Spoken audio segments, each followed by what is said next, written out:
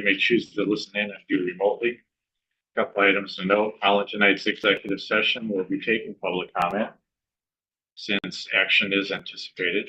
For the remaining items, please note that the content of the agenda bills is subject to change. No public comments will be taken and no action is anticipated.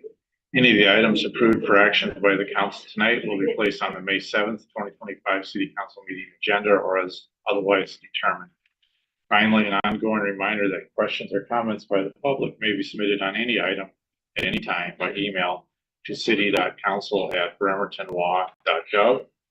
Zoom recordings of study sessions will also be available online within a few days following the meeting. So let's go to our agenda bill briefings. And first up tonight, I'd like to welcome Assistant Fire Chief John Payne here to present item A1. Mr. Payne. Thank you. We'd like to get you guys permission authorization to have the chief get approval to sign an ILA with Kitchen County DEM for us to use the RAVE communication systems. The system that's been in place in the county for, I want to say, about 3 or 4 years. It gets funded through a grant that the county DEM was awarded a number of years ago.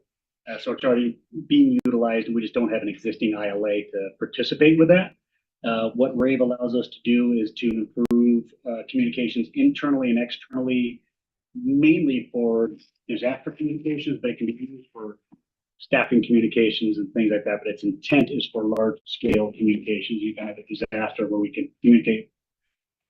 If we need to call back just paramedics, we know paramedics go to one spot, just the officers, they go to a different spot, and we can communicate to these groups. But even more importantly, we can communicate with the public through this as well, where if there was an event at the Marvin Williams Center, we communicate just to those people at the Marvin Williams Center where the DEM can circle, this is the location, and it reaches out to the cell phones in that location and says, this is what's going on, be aware, or flooding's in this area, be aware, and it can communicate that way. So it's a no cost issue for us, and it's already all funded by DEM. We just would like to be able to make it official and get the chief's permission to sign that ILA and move forward. Okay. Did this go before public safety? Mm-hmm. Okay. And Jeff, your chair? No. God, I always get it. I know. Michael. Yeah. Chair. No, it sounds, if you guys have anything else, it sounds like a good thing, and it's proven and paid for, so I don't know. Yeah. I don't know if I can say consent fast enough. Any other question, concerns, Jane? Then So Jeff. if this is several years old already, is it going to need an update that costs us money in the next 5 years? No, DEM will handle all that. It's a system that's constantly updating. The only component for us is just inputting the information as we change our change apparatus or if we grow, we have to change that. As far as a significant system change, no. It's maintenance and upkeep is already taken care of by DEM. Great.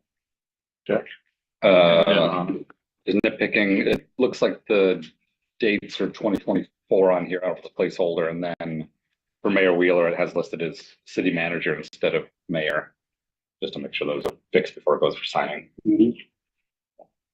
That's it.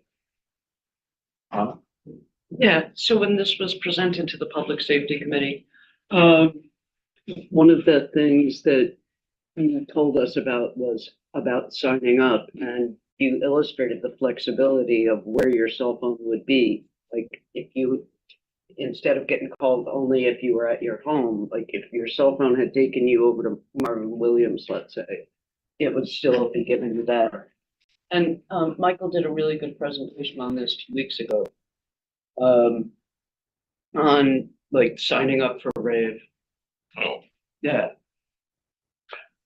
Is this the same thing as was sent out to the public? The Community Connect. Yeah. Okay, so it's all tied Community in. Connect is the community link to the RAVE system. Okay. Yeah. And I signed up, and so far I haven't, nobody's like urged me to go out and become a prepper.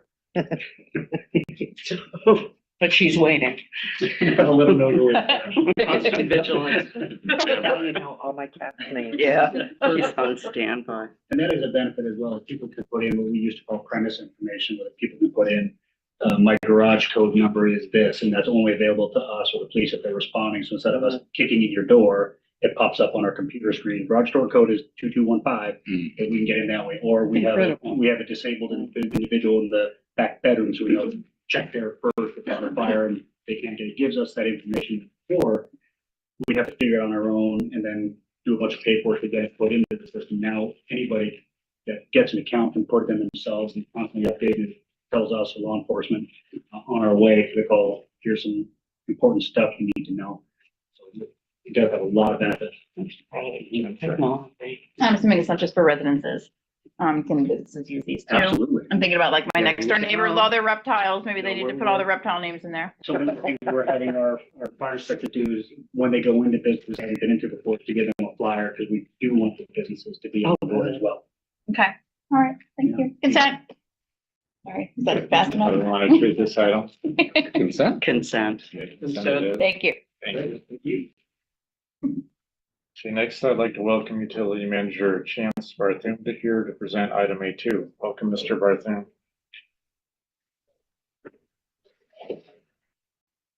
Good evening, council. Tonight, we have a resolution and an intergovernmental, intergovernmental agreement between the Suquamish tribe of the Fort Madison Reservation and the city of Bremerton. And this is, Chance, who do we have joining us? we have, I'm Steve Todd, Salmon Recovery Biologist with the Suquamish Tribe. Okay. Thank you, Mr. Todd. Go ahead, Chance, I'm well, sorry. he's my backup on this. So we've been working on it for about a year. Now we have all the bugs worked out of our agreement or resolution. Essentially, this is going to put some design money into the removal of fish barrier that we have at Gorse Creek, right in Pump Station 1. And in this really thick package that I submitted, there's a few pictures that really define where we're going to be working, what we're going to be looking at. So essentially where we stopped a restoration in 2000, we're going to move back farther into the watershed towards the dam that currently is being used to get water to the hatchery raceways, and look at what we can do to ultimately improve the area, to remove all of the concrete channeling and all of the stuff that was done to use the water from Gorse Creek as part of our city water system back in the early 1900s, right? But we haven't used that facility for decades. I think the last time anything was online was in the late 70s, early 80s. So it's been pretty much just maintenance, trying to keep the vegetation down and under control. And we go out every year and build fish ladders so that we can get the fish up from where the stream currently is up into the concrete channel so they can go upstream to propagate, spawn. And then the hatchery also is where they collect them for harvesting eggs and whatnot. So it's an active area that's used quite a bit by the tribe and benefits us. Talking with the tribe, they came up with a grant that they put in to get funding to do this. They're asking us to put in $70,000 as kind of a contribution. And of course, we'll be working closely with the tribe to develop the design and try to move this forward into a construction, in 27 or 28, 29, something like that. It takes a while to get it to that point. Would you like to add anything? I think that's great. I think the biggest, with any salmon restoration project, there are challenges and constraints. And in this case, the biggest challenge is probably going to be restoring, natural aspects of Gorse Creek Channel that are routed through that facility, at the same time being able to operate the hatchery facility. So there are many raceways there that will stay intact. There's a historic building to the north that is, some distance away, but we will not be able to just sort of literally open the floodgates and allow these types of facilities to be. So, super excited to work with City of Bremerton on this kind of project. Tribe is allocating about $370,000 from EPA, Puget Sound recovery monies. So it's, this project is consistent with the Puget Sound recovery action agenda that is done every 3-4 years. And it's consistent with the tribe's own priorities in terms of salmon restoration. So any opportunity to work with city, another local government, private, whoever it might be, we embrace that and we welcome any contributions the city can help us with. Thank you. Jane, was this discussed in Public Works? It has been a while. That must have been a long time ago, It was 'cause- it was before I think it changed. Sure, so we'll open it up to the well, that's a floor. long time. Does anyone have any comments or questions on this item? Denise? Just a comment, I want to thank you. Whenever I hear that the Suquamish tribe is involved in a project, I'm just even more reassured. You know, I think that your expertise, your commitment to the environment and to fishery is something to be proud of, and I really appreciate that. Other comments, questions, Anna? I'm echoing Counselor Fry. Well, oh, right, study session. I'm echoing Denise's comments. We're really happy that you guys are doing this. Just a real quick question. Is there any plan at some point down the line, and if you've been waiting 25 years to finish this one up, to do anything about Wright Creek wetland, Wright Creek, which is the 1 or 2 creeks up? Yeah.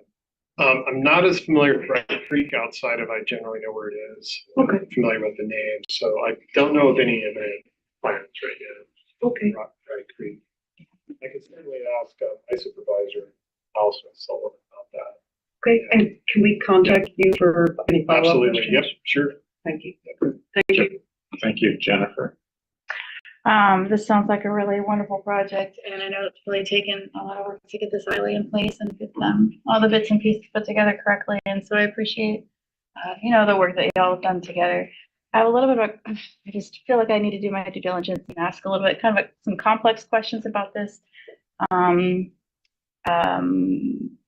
about this space. And I wanted to know a little bit more about, I have the picture here. Are we talking about this area right here, the yellow circle? Right there? Is that the area where the project is gonna be? I believe I think so, so, too. yes. Yes. And is this city owned, what's the, City-owned property. City-owned property. Water utility-owned property. okay, and then there's,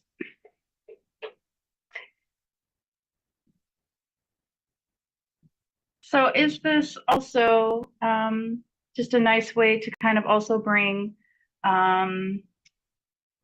collaboration between the tribe and the city for a space that was previously Suquamish, hunting, gathering, fishing grounds? I know that sounds like a really complicated question, but I know this space was a little bit, there's some stuff going on there with other kinds of construction that's been proposed and not happening. And so I just wanted to kind of check in on that and see if. Historical. Yeah, there's historical, but then there was also, I think there was like another tribe had some land they wanted to purchase in that same area and do some development with. And I just wanted to check in and make sure that this operation is not in conflict with that, or that's been resolved. That's a really complicated question. Is there anybody here that knows what I'm talking about? I think I might understand. Thank you, what Tom. I think that is actually closer to Lake Flora Road, the area that I Okay. think By the you're port, referencing. Yeah. So this is utility property that we're just trying to restore, and we're partnering with the tribe on that. And- Okay. And this is the Suquamish tribe's usual and custom fishing and hunting ground. Right. That's what I wanted to make sure we were Actually asserting an this. exclusive Okay. area, which is, that's not the case everywhere. Okay. Sound, but, yeah, I respect your question about, the historical use and, one thing, we haven't really done the work yet. It's gonna start with feasibility. And part of that is, having an understanding of what has been done today. So cultural resources assessment would typically be done. And so we've just kind of started compiling some of the existing information, and then, we'll need to look at hydraulics, we'll need to look at soils, we'll need to look at geotechnical, all those aspects of the project. And so during feasibility, the objective is to determine what's feasible and what's not. Hopefully there will be a feasible alternative that will probably have, usually are like 3 different alternatives. And across the spectrum, more Hopefully. ambitious, more costly, Yeah. less ambitious, probably less costly. And then, then we'll move forward with the preferred design alternative. Well, I really appreciate this project and look forward to our city being, collaborating on this. So thank you for honoring my question there. I just wanted to check in on that. And I appreciate the answer. That's it. That's all I had. No questions or concerns, Jane? I have a question. Let's see, what sheet number? On page 64 of 122. So let's see if you don't have a page number. Riparian buffers. So it's saying that this is an agricultural area. Is that because we have a tree farm there? I mean, sure. There used to be fruit orchards in the area. Oh, fruit, okay. There's always been fish. Well, and fishing is agriculture. Okay.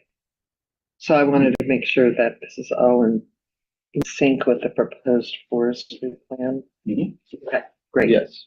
It is gonna work within our forest management program, so we're not affecting any of that. And it's very localized to this area. So the downstream portion, if you go to Darstead Creek right now, for Gorse Creek, you can see that there's a portion of Gorse Creek from the entry gate Mhm. to where the fish barrier is now. It's all forested, all natural, beaver habitat, salmon habitat. That is what we did back in 2000. So essentially that So we're will just gonna be keep moving what will- upstream. Correct. And, Yeah. and ultimately it will move back up and connect with the forest as it is. And that'll help keep the water cool during our hot summer days. Well, I just want to make sure that this important work doesn't get impacted by any future work we do in the forest. So that's my concern there. I think this is great that you're doing this. Yeah, I think it'll blend in very well. Great. Go ahead, Jennifer. Just clarifying, just kind of building on what Jane's saying. So Jane, are you worried that maybe there's gonna be like tree harvesting someday that might affect this project? Yes. Right. So, I hear you on that. So do we have any, it's a tree farm. Yeah.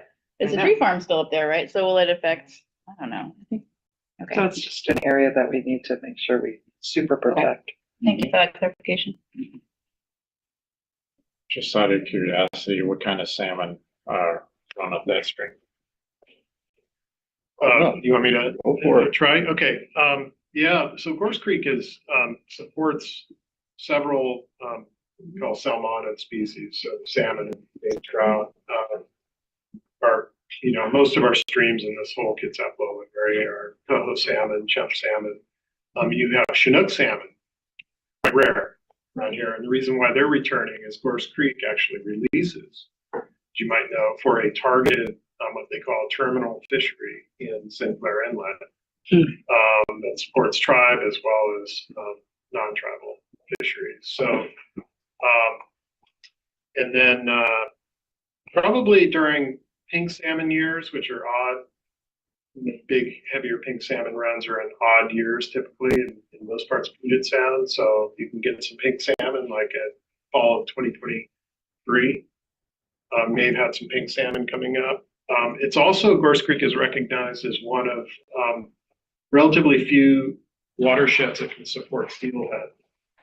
And we might not, when you think of steelhead rivers and streams around here, you think of like out on the coast, William or the Weeds or the bigger rivers, or over on the Skagit or Still-Wamish or Squawies, or bigger.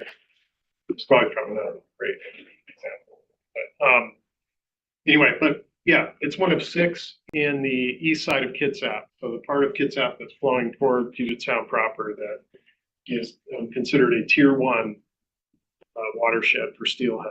And I think we have some of the best opportunities to recover populations of steelhead, Forest Creek. And then you get your coastal cutthroat trout. Yeah, nice thing about Gorse Creek too is that so far the tribe has been monitoring stream temperature upstream a little bit in the woods for about close to 20, well, not 25, but more than 20 years now. And it stays cool, which is really nice. And part of that is probably naturally, there's factors that keep the watershed cool, which is a real asset for salmon and trout. But also it's, as you know, it's well wooded. It's a forested watershed. It really has not been developed. So keeping a canopy on, these headwater wetlands and along the streams that salmon are using is key. So in that respect, it represents a really good opportunity to do some restoration and some improvements where we can. Because we kind of look at it as a refugia, a cold water refugia for salmon for future generations. That's great. Good, thank you. Good. How Feels do we good. want to treat this item? Consent. Or celebration plus consent. Yeah. Send it is. There used to be a salmon derby. Thank you, Mr. Todd and Ms. Parker. Salmon derby. And now we have Ogie. Thank you. Ogie days you. instead. Thank you. Thanks for the information. How does one get a hold of you? I think my contact information is in the packet? as the Okay. point of contact for the tribe in the Okay, packet. thank you. Yeah, if that helps. No, it does help. Okay, yeah, thank you. All right, I'm gonna slide this over so that. All right, next I'd like to welcome our DCD Planning Manager, Mr. Garrett Jackson, here to present item 83. Item I A3. heard that big sigh. He's relieved. He's like excited to be here. If you have to hear me say, we're here to talk about the comp plan one more time. right? Well, we do. Well, we are going to. That's true. Just let me share my screen here. We'll be on our way. You're gonna miss us next year. You know, What am I gonna do with my weekends? you'll figure it out. You're like, Code. I'm sure you can plan on something. All right, so oh, that joke is not permitted. Oh, that's- That was better. I'm granting a variance. At least for I comprehension. don't participate. Stop it. okay, well, bringing you back down to the boring. Thank you. We are here to chat comp plan, and this starts the city council review after the planning commission has adopted. Planning commission made their recommendation to the city council just this Monday. Very exciting. It was good to see that process follow through. It's been a lot of work. We've kept up on Bremerton2044.com with all of our project documents and videos, advertising for district meetings, district digests, and keep every comment that we've received on Bremerton2044.com. So we're completely transparent, public. So many planning commission meetings. We planted flyers all around town at these locations you see up here on the map. And the Bremerton School District was gracious enough to also send our flyers through Peach Jar, advertising upcoming planning commission meetings. Sending postcards out to every Bremerton resident and business in the city, our district meetings, district digests, and all in all, we've done over 100 public events, going out, getting the word out, to make sure that everyone knows that the comp plan is on right now, and please participate. So the remaining schedule we have today, of course, we're here to provide an overview of the remaining schedule and the comprehensive planning documents.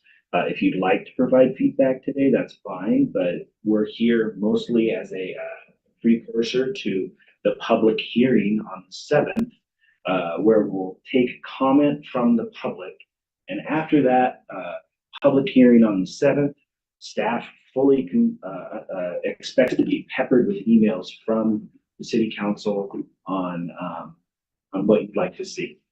We have another study session on May 14th and May 28th, with final adoption anticipated to be a public hearing on June 4th. And that will be 2 separate public hearings, one for the comprehensive plan and one for those implementing development regulations. Comprehensive plan documents, there are so many. We've taken these videos of the city council meetings. So if anyone needs a refresher on these individual elements, we weren't going to run you through all of our diatribe from each one of these elements tonight because you've heard it all before. And if you'd like to relive those moments, it's all available on bremerton.com. The transportation element, just to throw out there, there is one interest that there's 2 maps that are going to be updated in the transportation appendix, one for the preferred bike routes and one for pedestrians. So those 2 things will be added, and there's a couple of capital facilities that dollar amounts need to be added. So just so everybody knows, those are coming. They should be coming in short order. Expect to see that change. But are those the pedestrian and bike routes, are they required to be in the transportation plan, or is it? We just wanted them in now, so folks. I actually would need to ask, confer with our transportation folks to see if it's necessary that they're in there. Okay. I know that we have a multimodal level of service that's established in our transportation appendices, if that's required. I'm not sure if those specific maps would be required. Okay. Because wouldn't that go with the active transportation plan? Right, which the active plan will be updated after the comprehensive plan is adopted. So that's going to be the centralized bike and ped plan. So if you can, I'm sure we'll coordinate with Public Works what that means with the comprehensive plan as they move forward, but not problems we can solve. Okay. Yeah, could essentially replace it if need be. Right. Absolutely. Okay. The city services element, when we looked over that in March, it was council's expectation that we wouldn't have to have all city staff from the city services present at council meeting, but that if there was any questions from council or the public, that we could take those in emails and then follow up with staff members. And just confirming that that's okay going forward. Looking around, it seems like that's okay. Okay. So beyond that, these videos are available online. And then there's a lot of additional material. So both in the city council packet and on Bremerton2044.com, you'll find these final draft documents. These are the items that were approved by the Planning Commission, or recommended rather to the city council from the Planning Commission.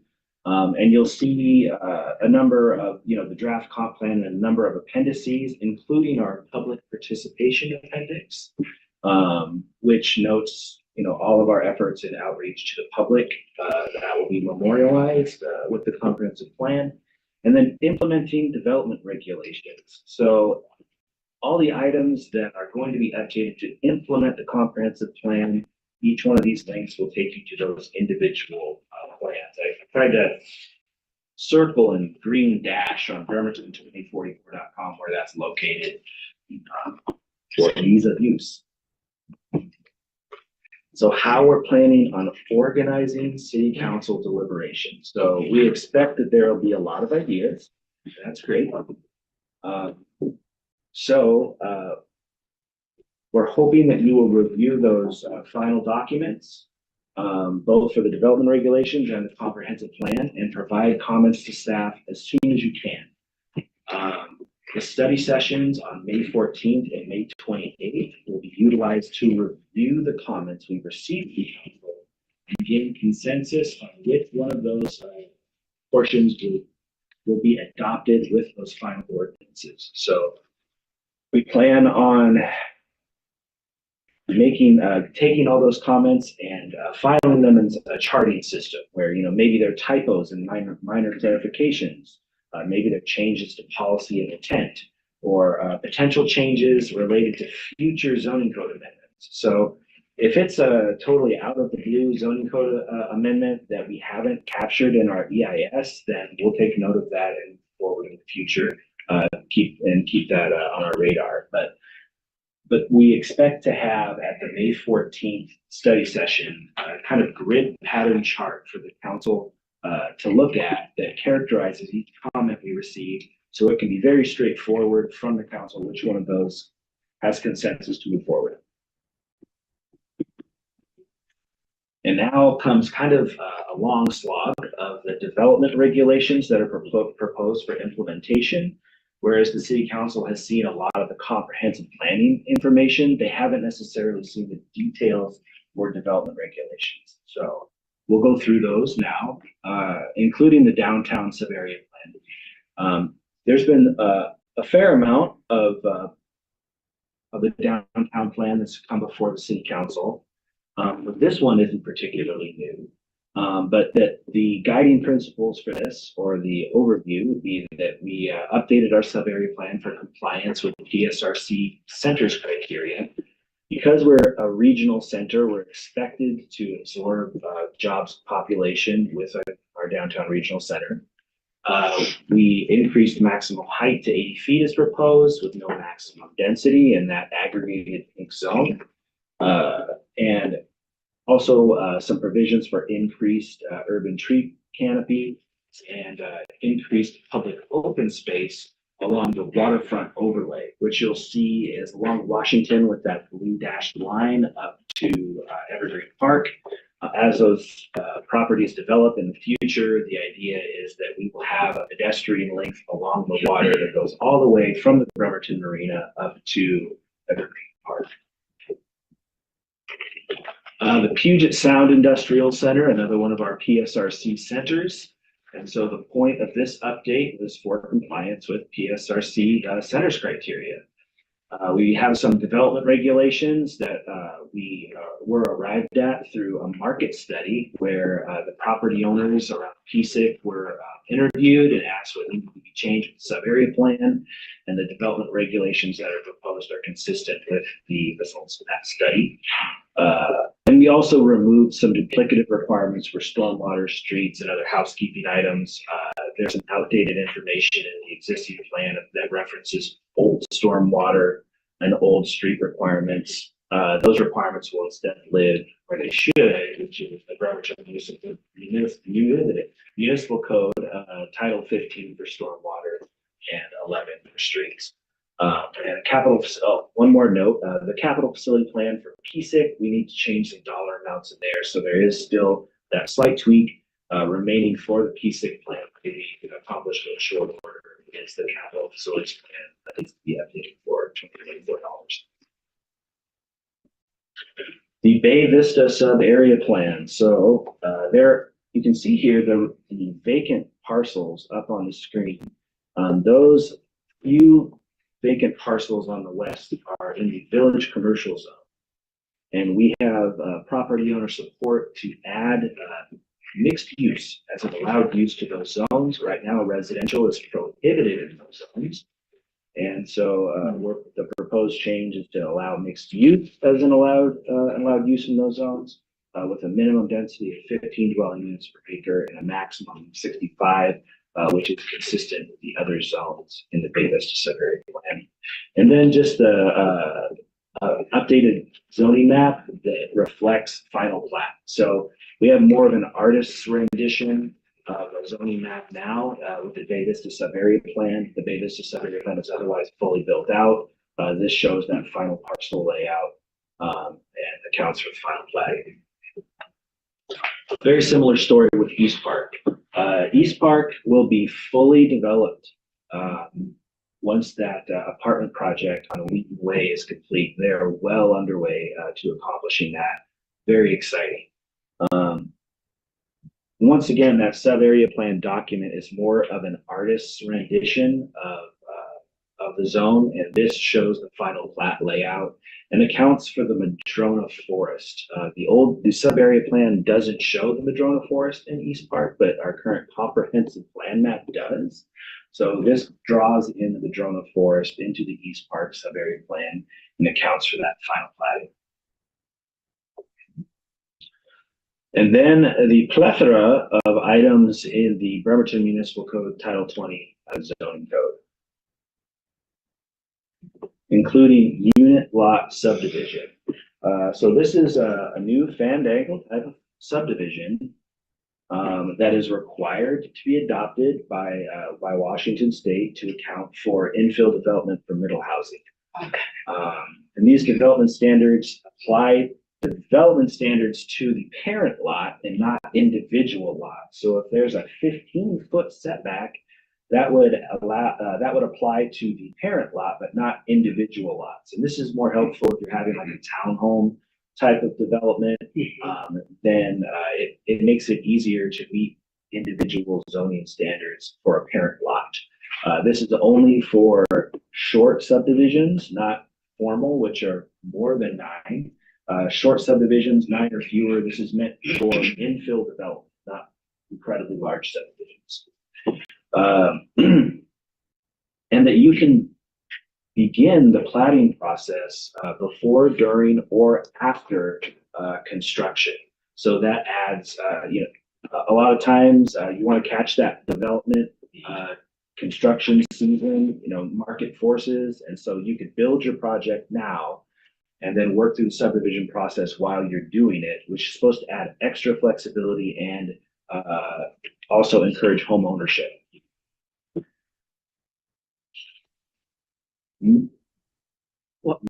I'll save my question. That one's kind of weird.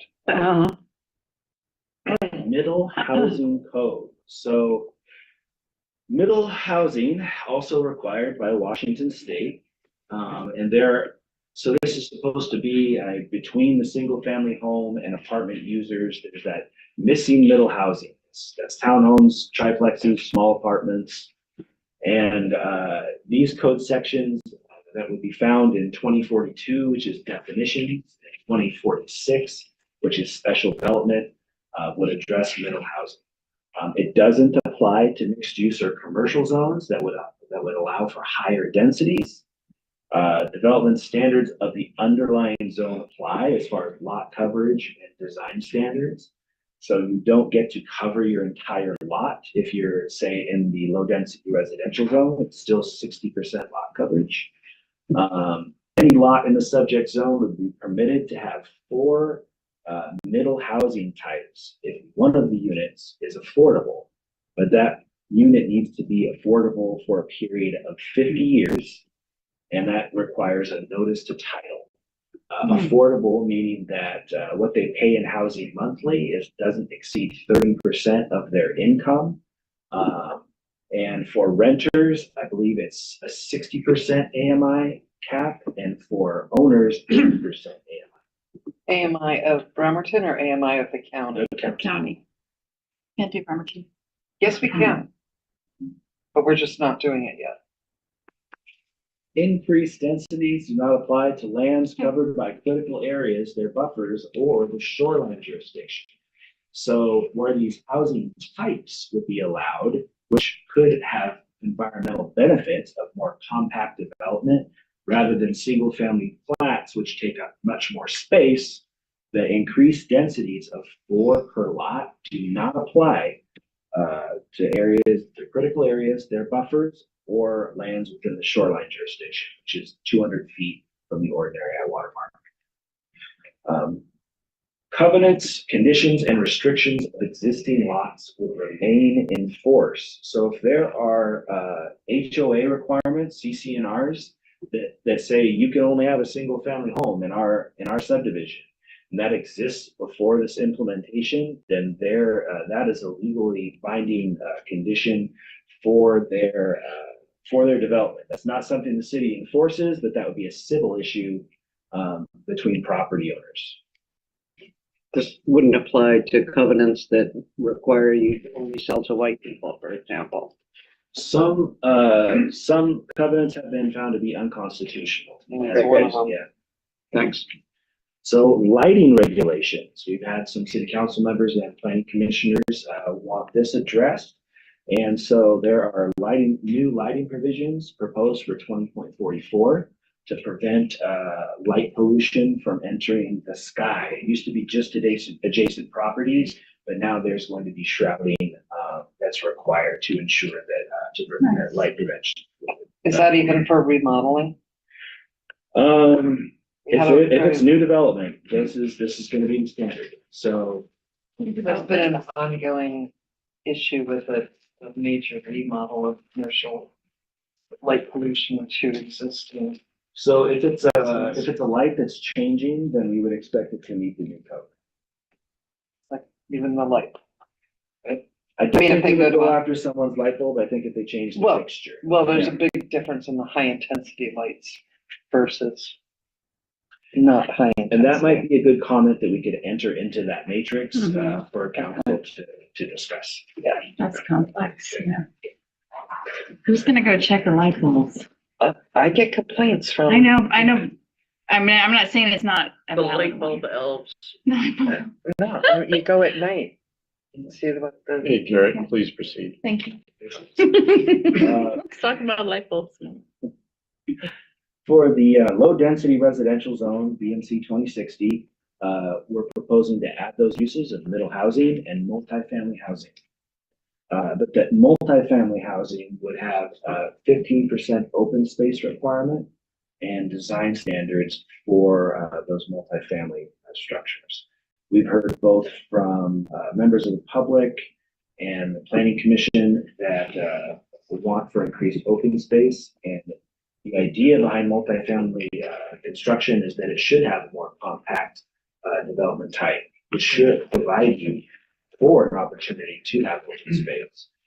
So that's a requirement of the code. That was an expectation early on, planning commission. And design standards. There have been worries that multifamily buildings may affect the neighborhood. And so there's some design standards attached to those multifamily structures. And removing lot sizing requirements. So right now we have like a minimum lot size of 4,300 square feet, and I took a maximum lot size of 7,260 square feet. Based off of the density types, and those entirely related to single family homes. So now that we're transitioning from a single family to low density with increased housing types, it no longer makes sense to have those minimum and maximum lot sizes. So we're proposing those to be removed. Adding the multifamily is a change to the LDR, is a change from the last time you presented this to us? No, multifamily housing's been proposed in all residential. Sorry. Thank you. Yeah. Medium density residential zone, 2078, once again, those middle housing and multifamily housing uses. Once again, those multifamily open space and design standard requirements, lot sizes. And that is an important typo. That should say maximum height 45 feet. That is a big deal. With your permission, I will change that so the packet reflects 45 feet so that, that's not okay. Maximum height 45 feet, 45. up from 35 feet. So in the medium density residential zone. I'll get on that directly after this presentation. And then some other amendments related to increased housing.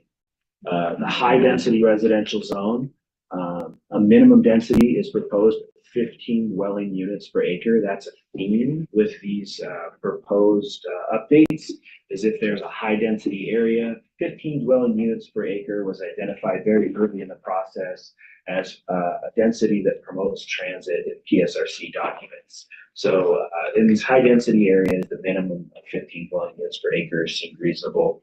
The maximum height of 65 feet, once again, take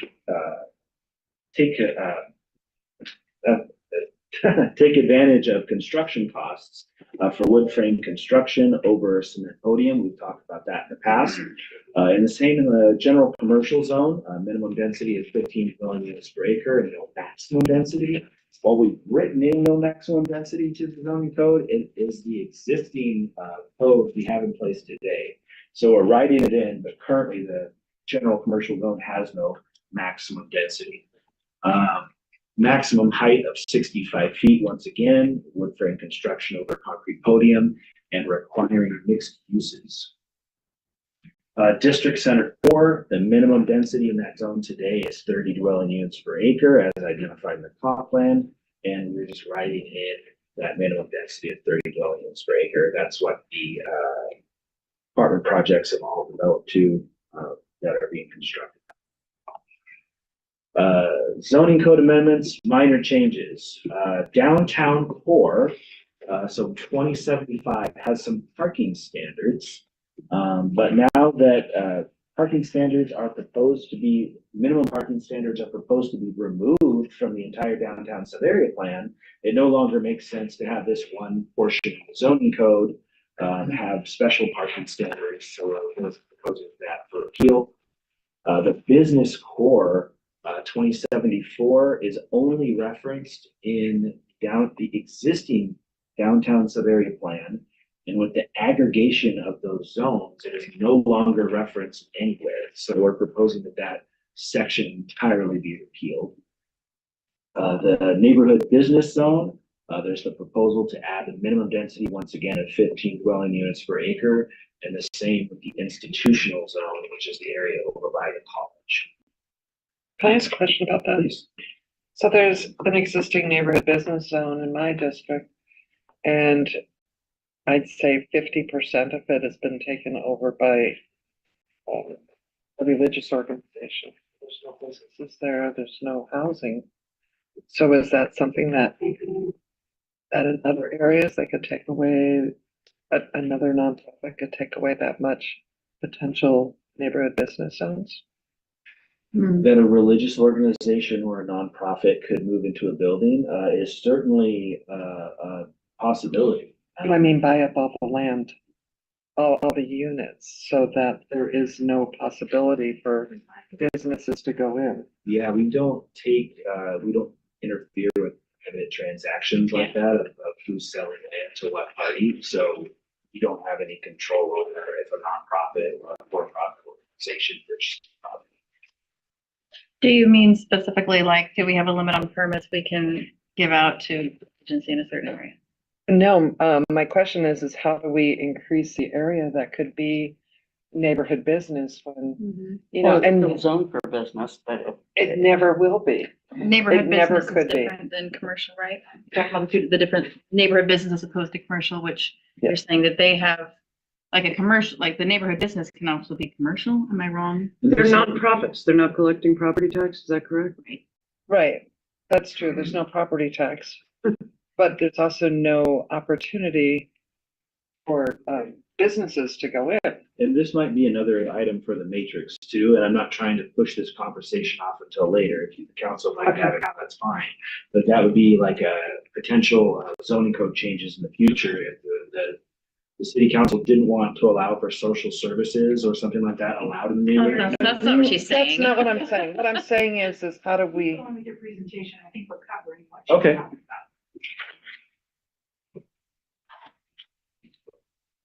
Oh, I'm picking up what you're laying down. Thanks, boss. You'll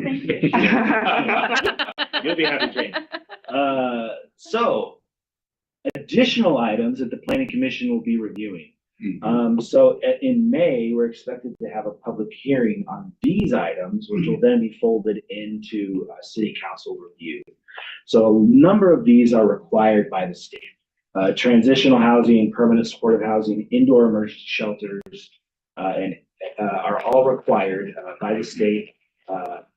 Permanent family daycare facilities is also required by the state. Co-living, which is kind of a boarding house type situation, also required by the state for lots that can have 6 or more multifamily units. Reuse of existing commercial buildings with residential uses for RCW required to be added into our code.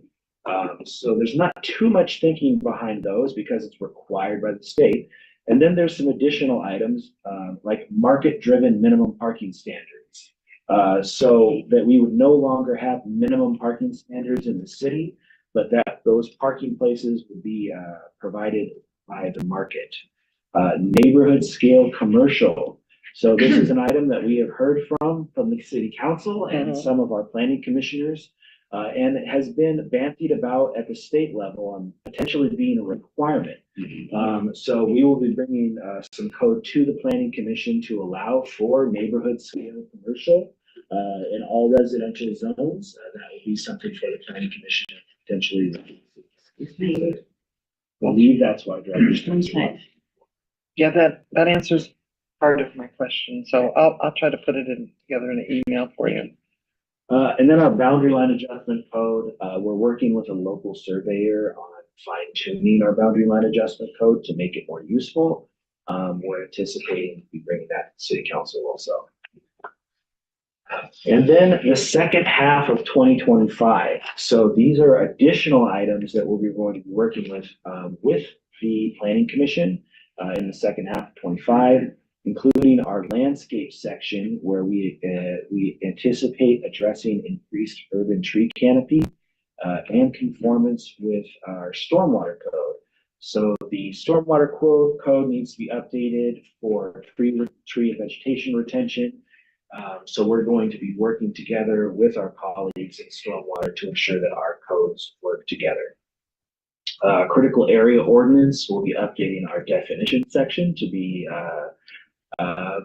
current with all state regulations and definitions. And we're going to be adding in increased tribal notification, some additional language on cultural resource protection, and a big one, riparian buffers, including that into our CAO. It'll apply to all lands in the city. Shoreline Master Program, updating the SMP to have allowed uses consistent with this comprehensive plan update. Once again, increased tribal notification and revising our standards for cultural resource protection. We already have some in the SMP, but we're going to be working with our tribal colleagues to ensure that those are what they might expect. And that is the presentation. I'm happy to have comments. Okay, I'll open up the floor to this. Garrett, you and I wandered into the elevator and I asked, so what are the big changes? Instead of figuring out how big is this? What a big deal is this? Can you just give, remember the elevator's only going to have a certain amount of time. What are the big changes besides maybe parking minimums? That's a big change. That's a big I'd change. say downtown, the updates for downtown are really big, not only the city, but regionally. And also elimination of parking minimums, and then some increased heights. So heights and densities, which are kind of subjective on whether they encourage additional housing, which has been, we've heard from the beginning of this process, it's all about housing. Increased housing leads to a smaller homeless population, stabilizes prices for purchasing and renting properties. It's been the onus of this confidence and really the focus of Washington State over the last several years. So that is the reason for those changes. Is we're doing whatever we can to increase our housing stock and encourage private sector to do that. Okay. So those really are. And can I add to that? Of course you can, Director. We are making modifications to the downtown because when we sent the scoping notice out for the EIS, the citizens told us put growth where the densest areas are. So we did minor updates actually for the downtown plan to increase housing, but we didn't do big updates. We didn't change low density residential. Low density residential densities are staying the same. Although we're increasing the kinds of housing that can be built, the density doesn't change. Okay. And so where is the growth? We had to accommodate new growth for the future.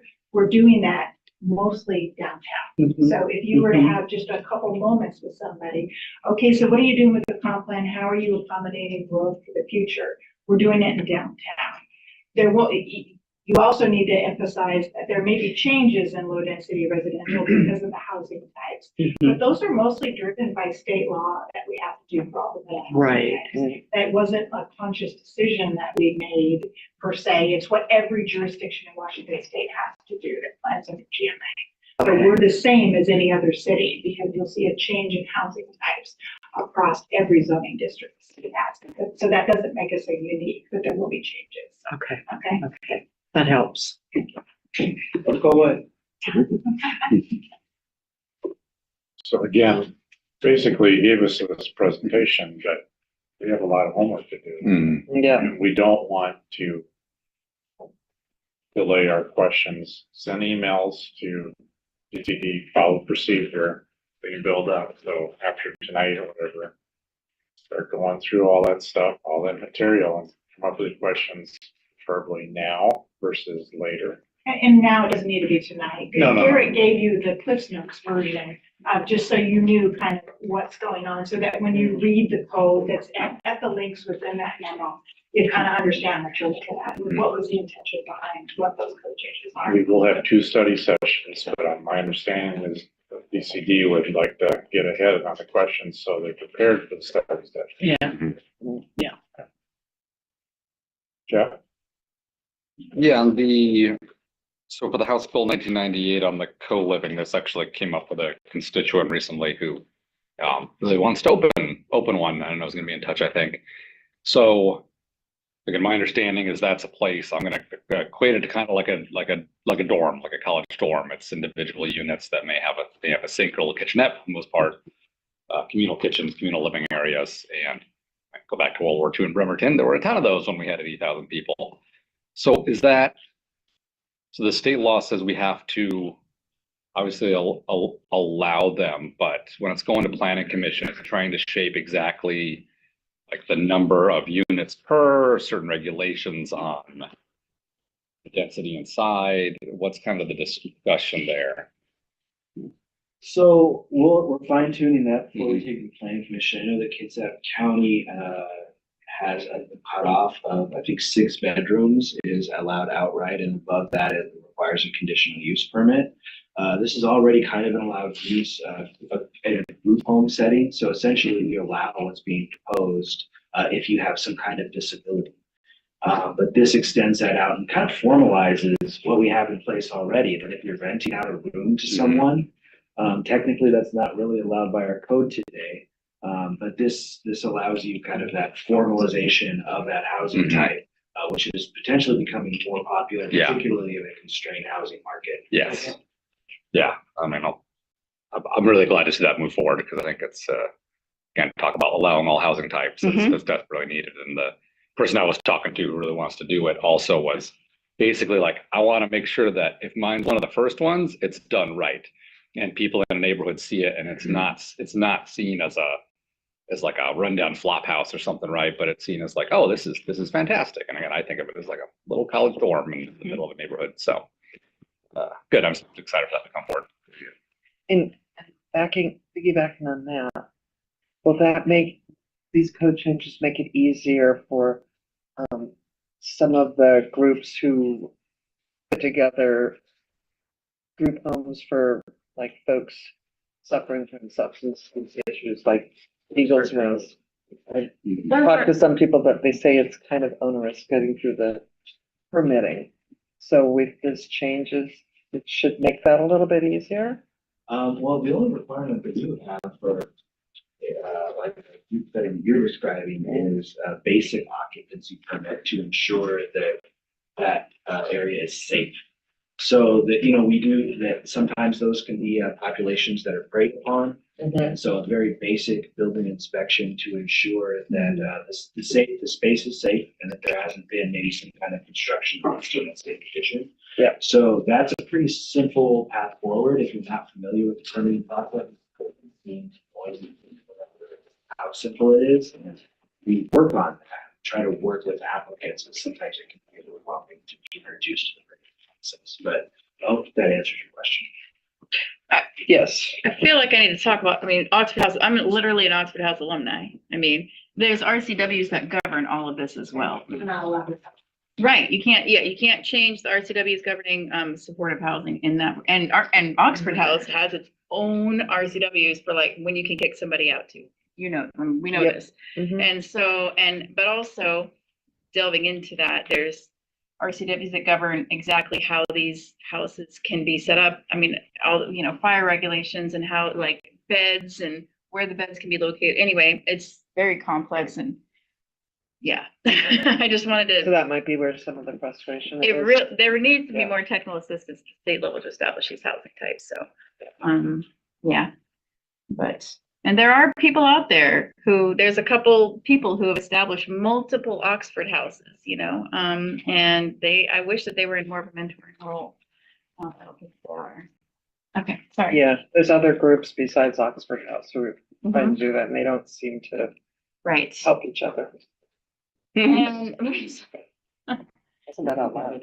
oops, I mean, yeah. That's too bad. I have a question, but there's like, Hey, one second. It's not actually her hand. Oh, Go ahead. okay. Three quick questions, I hope. BMC 2012, you're going to let people go ahead and develop before the plat is approved? Right. Oh, sorry. essentially, if you're building a duplex or a townhome, it doesn't require a subdivision. You can just build those. But if then you want to subdivide those later to make them individual properties, this code would allow you to do that. Okay, that is clear. My next one is on January 20th or 30th of 2024. After you guys had done a presentation, I wrote you a letter urging, among other things, really strongly that you allow multifamily up to 35 foot in low density residential. That's about a 3-story, and that's something that the people in my district at least would be okay with. And so nobody said, oh, don't worry, this is already happening. Oh, I'm sorry. It's okay. So it was already happening. Yeah. Low density residential multifamily can be 35 foot or Or 45 foot. Still in the low density residential zone, the height is not proposed to change. Okay, Maximum but it's still 35 foot. Absolutely. Okay, but it's allowed now. Okay, great. Well, multifamily is not allowed. Today, it would be. Today, it will be. Right. Right. Yeah. In the happy Eden that is to come.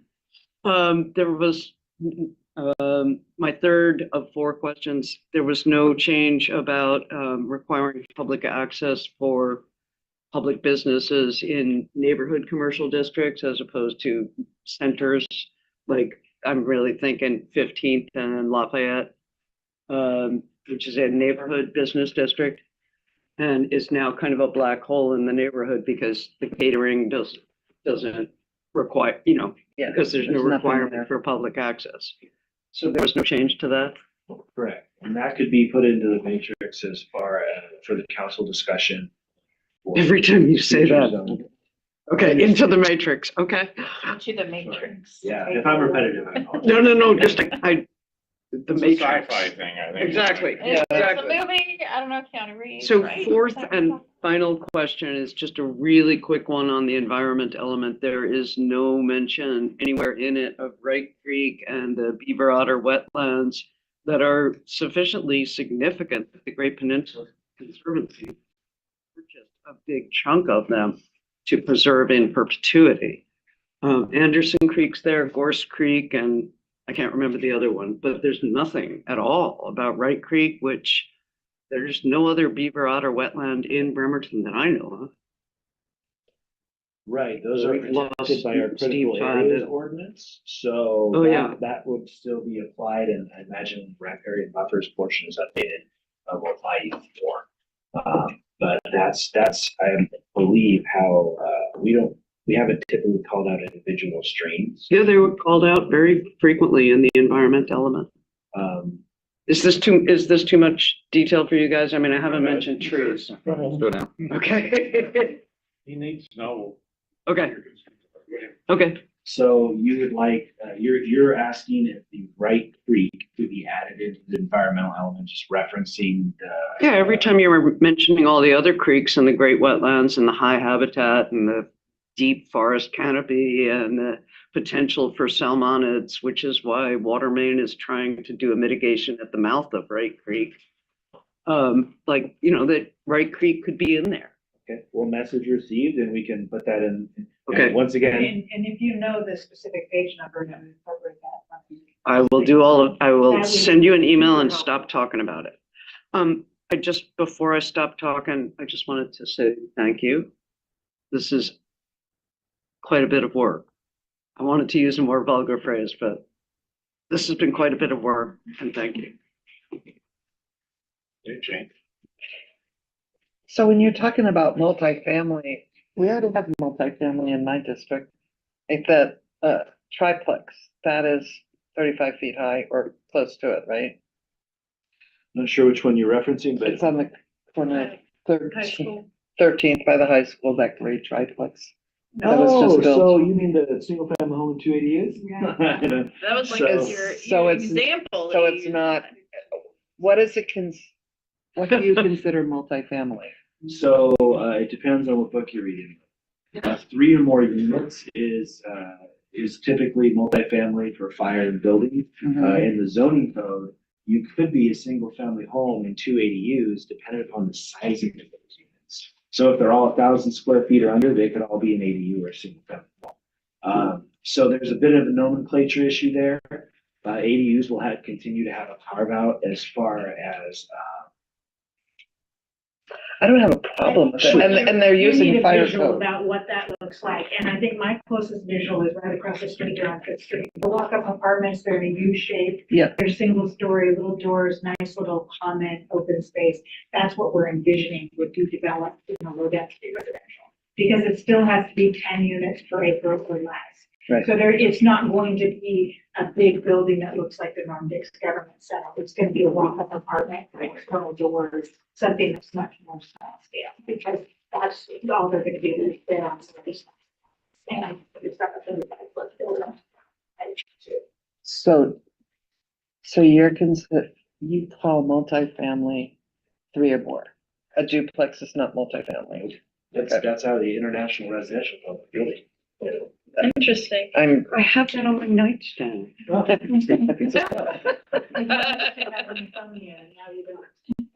It's working. Okay, I'll send you emails with my other questions. Thank you. Sure. Go ahead. So can you relate to me again? And I apologize for missing part of this. I just put my stand goal while I'm sitting down, by the way. I was curious about the renting rooms not allowed portion. You're talking about changing the code to allow.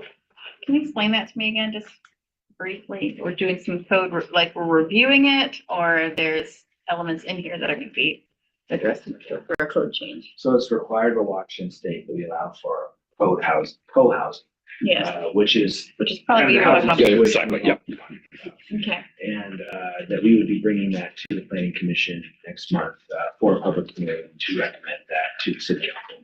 So if I could just back up, just to explain, there are certain things that planning commission has already done with, and those codes are all linked in your packet in the memo. Great. But we're warning you that right now, the planning commission is still gonna have a public hearing in May about co-housing, parking, et cetera. So there's several items that we're not gonna be able to bring to you what the proposed code language is until the end of May. So the co-housing stuff isn't done yet, so we don't have, you're No looking problem. for, I was concerned that you're looking for very specifics of what does the language look like. It hasn't gone through the process yet. No, I think more specifically, what I was thinking about is, and this goes back to, we're talking about the landlord notification, all that, but, I mean, we had an exclusion in there for family members, and I just wanted to kind of make sure we still are not talking about renting rooms to family members, in this co-housing type of code. And okay, all right, so that's still just kind of like a, no, nothing's needed for it. Okay, thank you, that was my main question. That's it. Other questions, concerns? Right, well, thank you. We want for- emails. We'll email. Yes. Okay. Anna, go ahead. Just Thank you. if we can CC council on our emails to DCD, that might be useful. So you can send an individual email to DCD and CC the city council Yeah, address in there. yeah, And then no one makes any comments. If you see anything, Yeah. you're not making comments. Yeah. Right now, it'll just go to Christine. Yeah. And then all work mechanics out, whatever gets shared. thank you. And I just want to make sure that you all were okay, that we're going to take your comments and kind of group them so that you can, it'll use deliberation. You're good with that. Mhm. So like, for example, there's a suggestion to amend language in the description, or environmental element, to add additional descriptions. Seems like a typo or an elimination kind of thing, because it's just a descriptor. That is where I imagine that kind of bucket would fit into. Okay. Sure. Sorry, one last popped into my head. So as we head in kind of the final stretch here and all the fantastic outreach y'all done and the tons of comments we've gotten, is there any document or slides that are going to kind of sum up that huge array of public comments in terms of? They're on 2044 if you want. Yeah, right, like a big Excel sheet of all the, yeah. But is there any kind of one-page summary that says, like, 30% of most questions we got were on, most comments were on housing, or the most comments were about this, or this one really stood out as a big thing people wanted, like just to, I don't know if that's in the plans or not. We can try. I don't know that we can do that, but the planning commission wrapped in their comments into the documents for you. So essentially what you see up online is what planning commission considered and put into the recommended plans. So that's kind of, it will become, the document, that part is complete as of Monday because they made the recommendation. So Gotcha. there'll be new comments that come in at your public hearing. So we kind of start over because you're going to be considering other things now. So planning commission dived into, yeah, Planning commission reviewed. dived into all the raw comments and considered them, responses. Okay. Wrapped them into their recommendations. So now you have the planning commission's recommendations. So I don't know how fruitful it is to go back to the old comments and sum them up because they were considered in the documents that were recommended on Monday. I hear what you're saying. What I'm kind of thinking is like, The people's. let's say we got 40 comments all asking for, I don't know, pick an item, right? Hey, I want to see this changed. Better Fine. wetlands protection. Yeah, but Pine 40 Road com- 40 sidewalk. 40 comments on Pine Road sidewalk.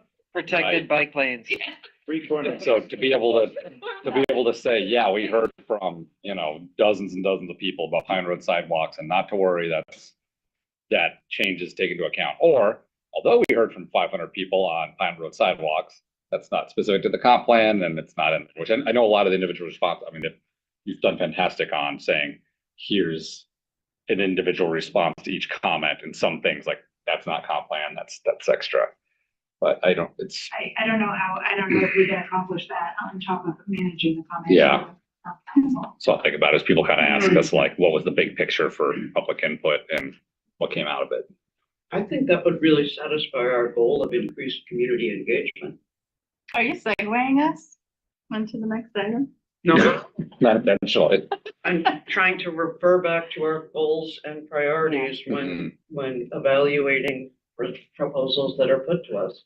I think that's something that we're just gonna have to read the comments Mhm. and come up with our own percentage, because I understand what staff is saying. I mean, these questions were asked, other people have answered, and It is important, I think, in oversight, to be able to have a tool like that. What we're being asked to do is trust planning commission that they went through all those comments and gave weight to, all of them, and then are coming forward with their recommendations. And I suppose what we're asking for is just another tool to make sure that the comments that were most prevalent were adequately entertained and considered by planning commission. Otherwise, I do trust planning commission, but I can understand the desire to know what public sentiment was around those decisions. Which we can do. But not for We could this do year, our own maybe. stuff. What is the word map, the wordle, no, what I is mean, it we called? could What do is search the- terms and that. kind of Yeah. stuff. Let's make our own. Yeah, Yeah. okay. Just food for thought for the future.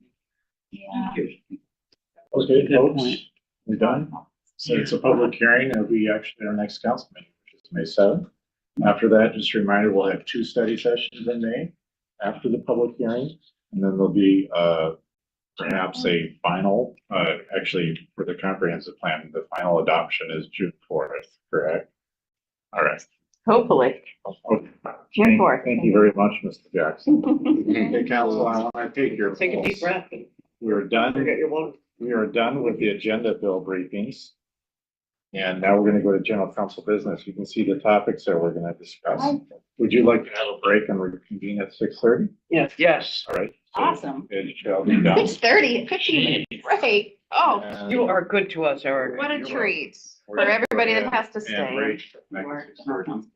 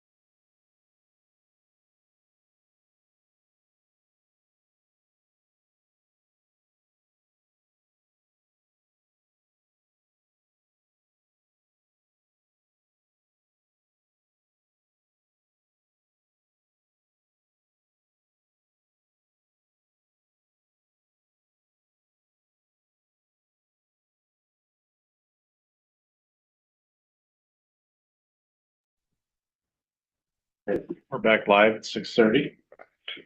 Turning to general council business. For the people that are watching in the public, council has city council goals and priorities from 526. I passed them all out for you. By the way, we're still working on, shortly, we expect to have, look at them during our study sessions on a continual basis. But council, during our retreat, was tasked for these various ad hoc committees to address these council goals on a once every 2 month basis, basically, for the different ad hocs. And so tonight we have two different ad hoc meetings to address two different council goals. The first one consists of council members Coughlin, Chamberlain, and Mockler to provide an update on council goal number 1, which is develop community outreach policy. So whoever wants to take it away. We met. Okay. I think my biggest recollection and takeaway was we kind of started talking about what other cities do. And I had brought up Roseville, Minnesota, where my in-laws are several times, and what a nice monthly newsletter they have summing up what the city has been up to recently, what's coming up next. And Jennifer actually gave them a call to look into staffing details, and yeah, it was great getting an idea of how it was put together and how they did that. What city was that? Roseville, Minnesota.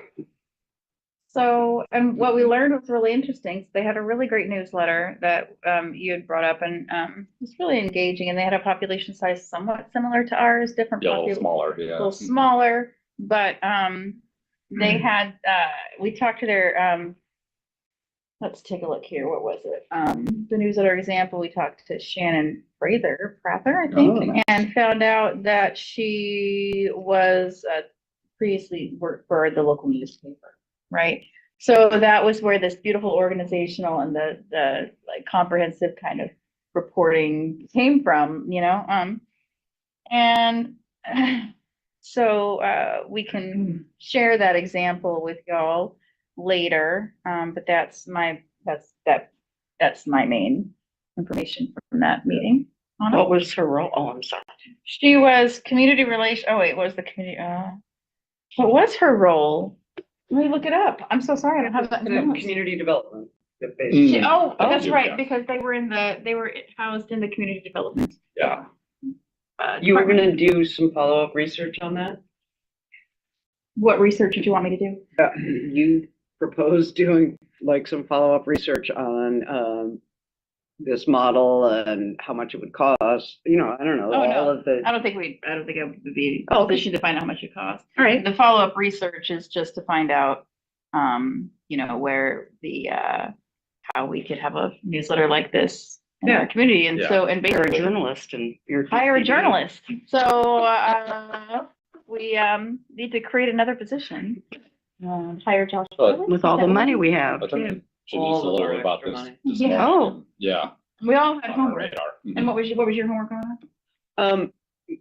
So, I'm not gonna address the homework thing right this second. So I've sent out, an email of the outreach ad hoc to city.council. So that should be available to all of you. Perhaps the most important thing in it, in my opinion, is this spectrum of public participation. And in my experience, we are at level 1. We will keep you informed. And it steps forward. We will keep you informed, listen to and acknowledge concerns and provide feedback. We will work with you to ensure that your concerns or aspirations are directly reflected in the alternatives. I'm actually cutting this down. We will look to you for advice in innovation, formulating solutions, and incorporate that advice to the final step, which is we will implement what you decide. So are you raising your hand? Yeah, but after you're done. Okay. Can you give some context as to what that resource is for folks? It is the IAP, hang on, the International Association for Public Participation. This is something that was sent to me by Lisa Lechuga, who used to chair the Kids Have Housing and Homelessness, and was with the public library. And she sent me several other examples, but this one was simple. So I chose it. I don't know if the email has gotten through to all of you guys, but so it seemed like the goal for outreach was to actively seek and encourage public input on decisions. And in order to do that, have things expressed in plain language. For example, the utility land management plan. I'm picking a non-controversial part of that. It's like one element was the consultant looked at staffing levels to figure out if they might need to hire more or fewer or different people, right? Just, okay, there, I picked the least controversial part. That would be an example of something that people could comment on, because the way it was presented, we're all pretty good at translating from bureaucratic to plain language, but not everybody has that, has had that immersion. So I brought up another point to my esteemed J&J colleagues on like possibly hiring, but having a communications professional design surveys, monitor outreach, collect data, analyze, present to city and public, incorporate feedback, and using language and methods that are consistent across departments. Like everybody would be residents, for example, right? Like we stop saying citizen.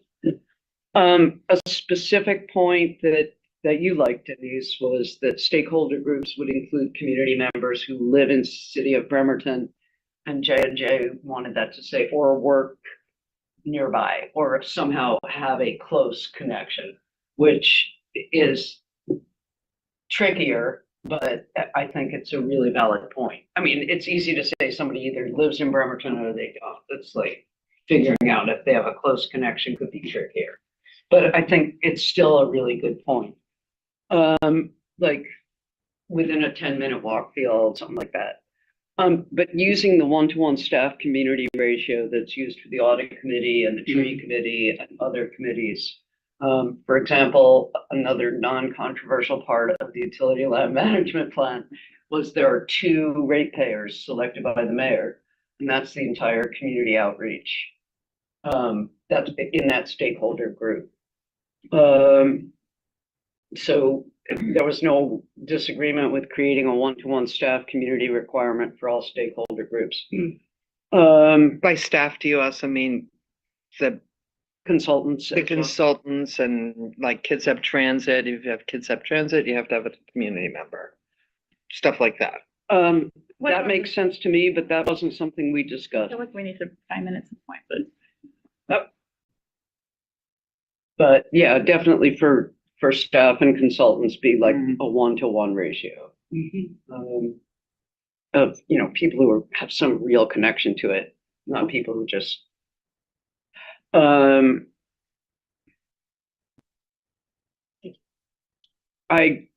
can't say this too often about plain language, but translate heavily technical documents, like the wastewater comp plan update, that was pretty well written, right?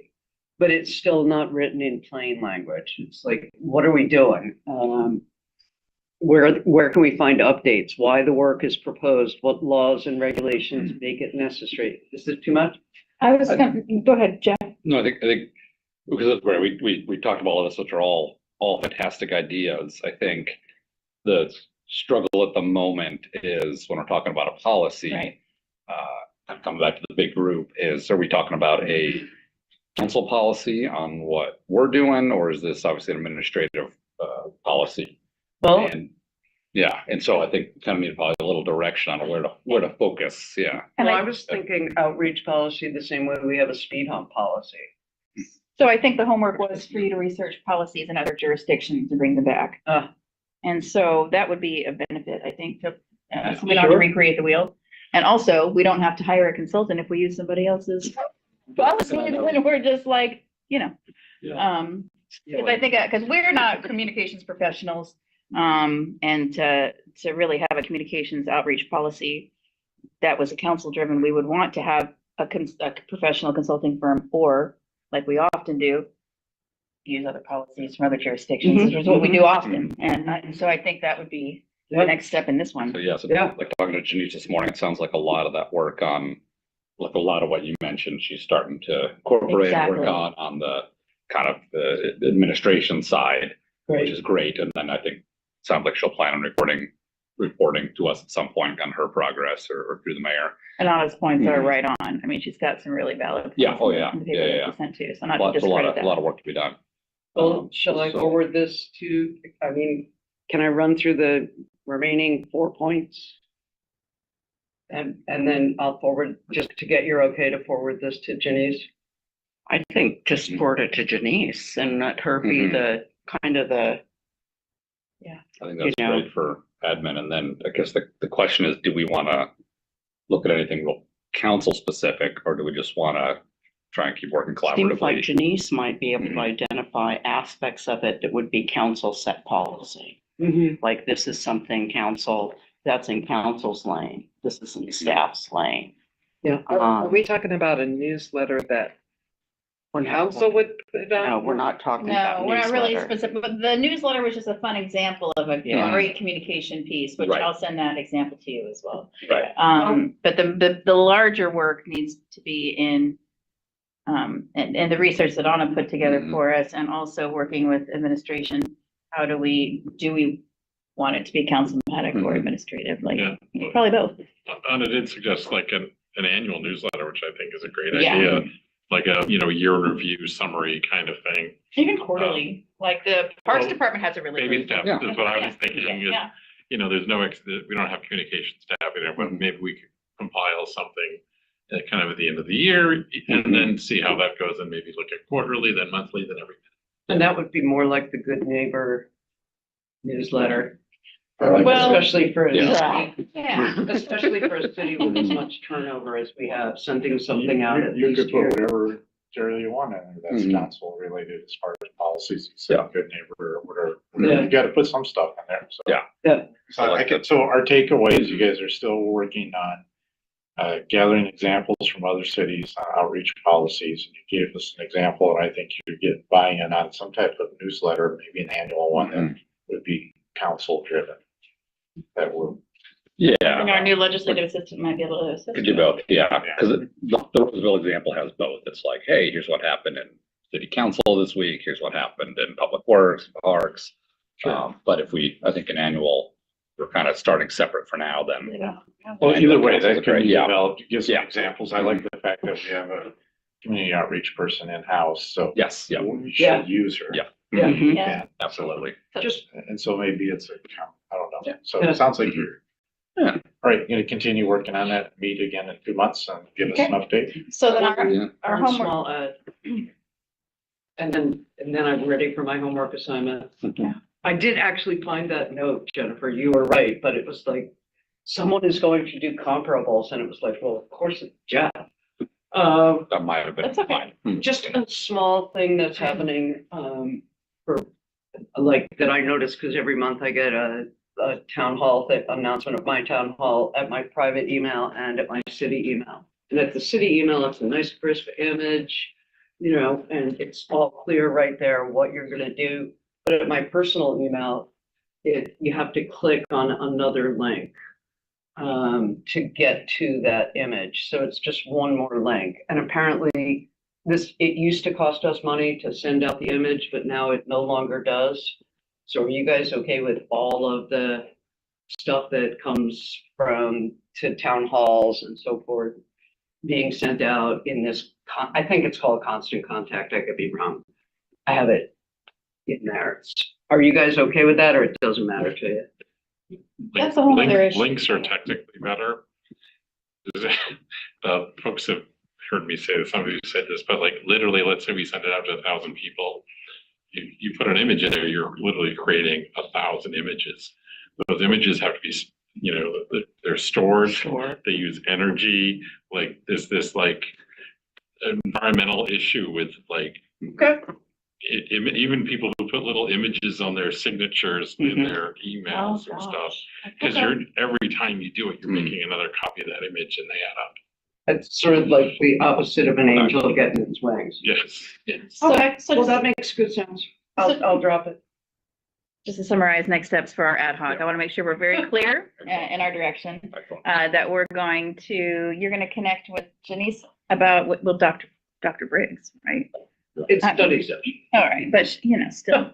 And connect with her about potential policies that you find, and you'll be connecting with her on that. And then I will forward the example of the Roseville, Minnesota newsletter to everybody. And is there are you off the hook, Jeff, for your next steps?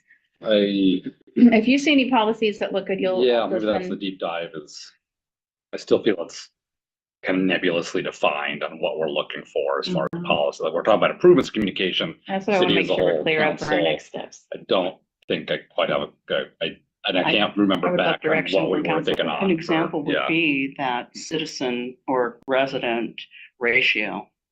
That's policy, you know. Well, I that's- think what he's saying is this councilmatic? Is it council driven, or is Right. it something that we should pass off to administration? Is that really what? Right, yeah, are we gonna decide, hey, every time we hold a meeting, we're doing X? Not to put it on you guys, but also like if you guys came up with a couple of things that you think would be, instead of us trying to come up with the things and you guys doing it, if you guys doing this deep dive, come up with a couple of things that are, you know, bite size and free and, you know, like that, we could start implementing early and then maybe flush out, you know, something bigger. And then if it needs resources, we can do that later. So what does that mean? So to Jeff's question about, You guys recommend a couple things stuff. okay. Right. All right. Sounds good. So 2 months. Game on. Yeah, 2 months from now. Okay, next ad hoc was myself, Councilmember Fry, and Councilmember Revelowski to provide update on Council Goal number 5, Lodging Tax Collective Committee Policies and Procedure. I checked with our legal counsel and you two gentlemen, even though you have conflicts potentially, if we're talking about awards, we're not talking about awards, we're talking about general frameworks, so you are allowed to sit in on this meeting. I would agree. So, okay. Nice. Well, I shouldn't even ask the attorney, I should have just asked Mike. I'm not leaving. All right.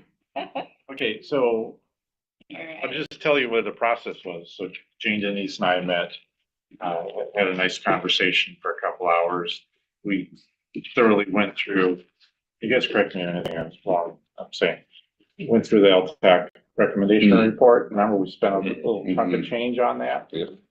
And I want to say largely we endorsed the findings of the LTAC report. So we're not creating something on our own. We're going, oh, there's some really good points. And then after that, we met with our two of our city attorneys, Kylie Fennell, Brett Jett, and discussed what we're proposing, whether it will coincide or mesh with current state law. So why recommend something if it's not going to pass muster? And we had to work some things around, and that's how we got to our recommendation today. Because I didn't say who's going to make the conversation. Denise, do you want to start off, or Jane? Go ahead, Well, Denise. just his history, just to kind of where we came from, I think this has been a source of frustration for all involved for many years. And I think there have been a lot of attempts over those years by chairs and by councils to improve it. And it's, I think the main thing that we were looking at is impact, intent of the legislation and impact of those dollars as an investment in tourism as an economic development aspect. And so I think there were some real clear recommendations that came through in the report, and those are what we looked at.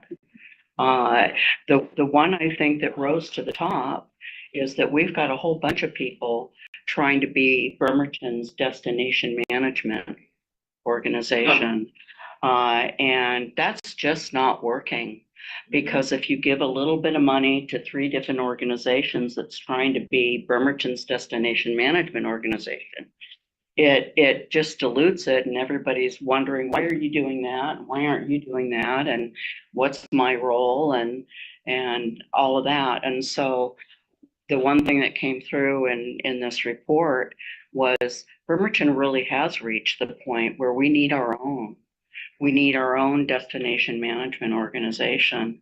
And instead of funding, 3 or 4, I think there were 3 proposals that came through this year that listed DMO as their, And duplicating data, double duplicating. dipping. Yeah, and trying to professionalize, really trying to professionalize tourism.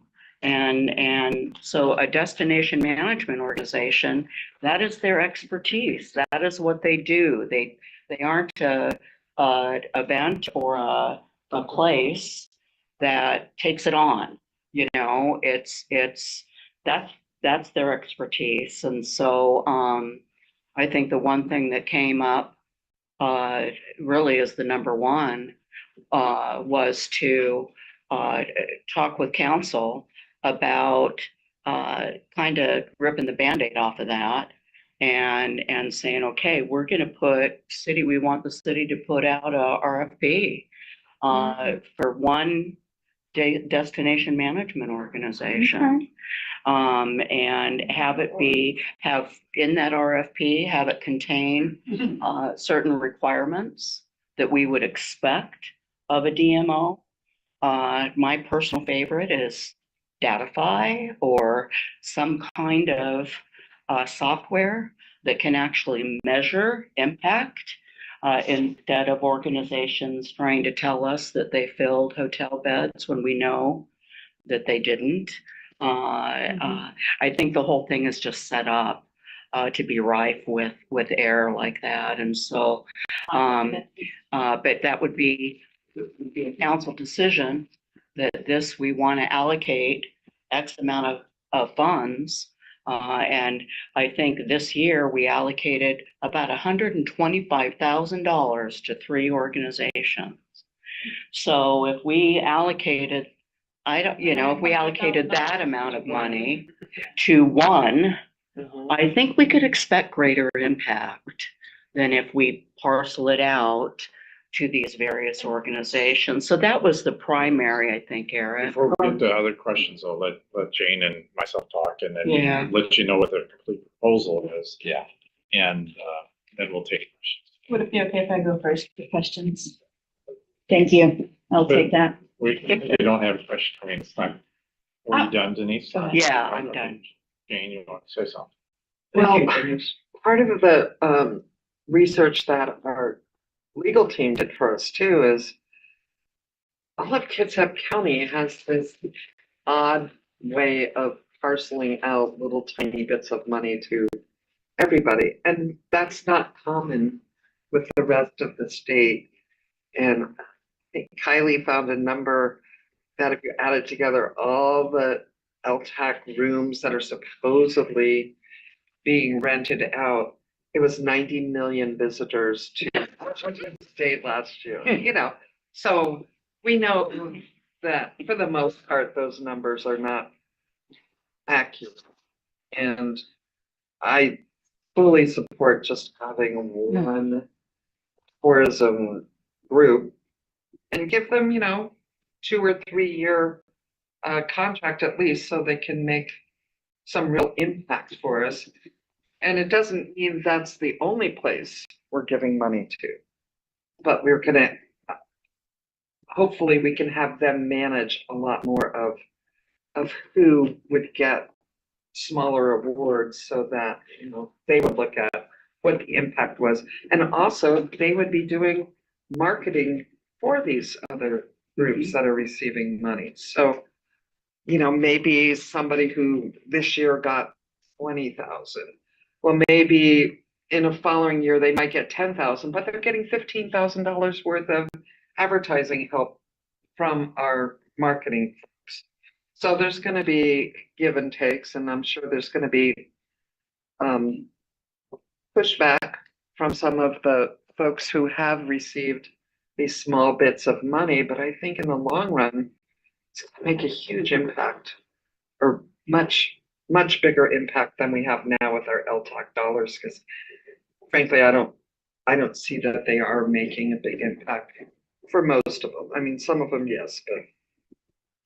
So, you done, Jane? Yes. So to be clear, we have to comply within the LTAC rules and regulations. So one thing that we had bandied about, and now we're not suggesting, was having the DMO actually serving as the agent and taking other LTAC applications and processing that. It's like, no, can't do that. That's not within the framework. So what we agreed upon is, and we're bringing to you for your input, is basically the LTAC committee is going to decide who the DMO is. Okay, they're gonna, the council through a resolution needs to let everybody know what we expect from a DMO and the RFP process. So everybody understands that wants to apply to be the DMO knows what the rules are, what the expectations are. And they would bid competitively, and the LTAC committee is going to make this decision. And part of this, I believe, is that, like you said, Jane, is that to be successful in winning the bid, you're going to have to show how you're supporting these other organizations in your marketing or tourism plan. We will not be precluding, as Jane mentioned, other organizations from applying with the LTAC committee separately. But the understanding the LTAC committee needs to know through this resolution is that we're giving you a large chunk of money to do the marketing for the city of Bremerton and all these other organizations. So these other organizations shouldn't be going in saying, well, I asked for 60,000 last year. I'm going to ask for 60,000 this year and get it or whatever. The secondary thing, which we need to still work out, is that we feel that there's going to be freeing up of money with these efficiencies for the city to apply for LTAC money for its regional soccer center.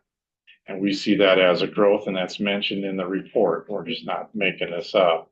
And so we're going to wait for the Parks Department, has some tweaking, my understanding, Mr. Barker. But you're still in favor, and Mayor Wheeler, you're still in favor of the regional soccer complex and facility and all that? Yep. So we see this as an opportunity for the city to apply, just like it does that for the conference center. In a lesser respect, the way the Admiral does, because they have the contract to apply for LTAC funding as well. And that's where we're going. The end result of this is we need to come up with a resolution instructing the LTAC committee. We've had a change in directions from the way we've been doing business for the last however many years, and this is our expectation.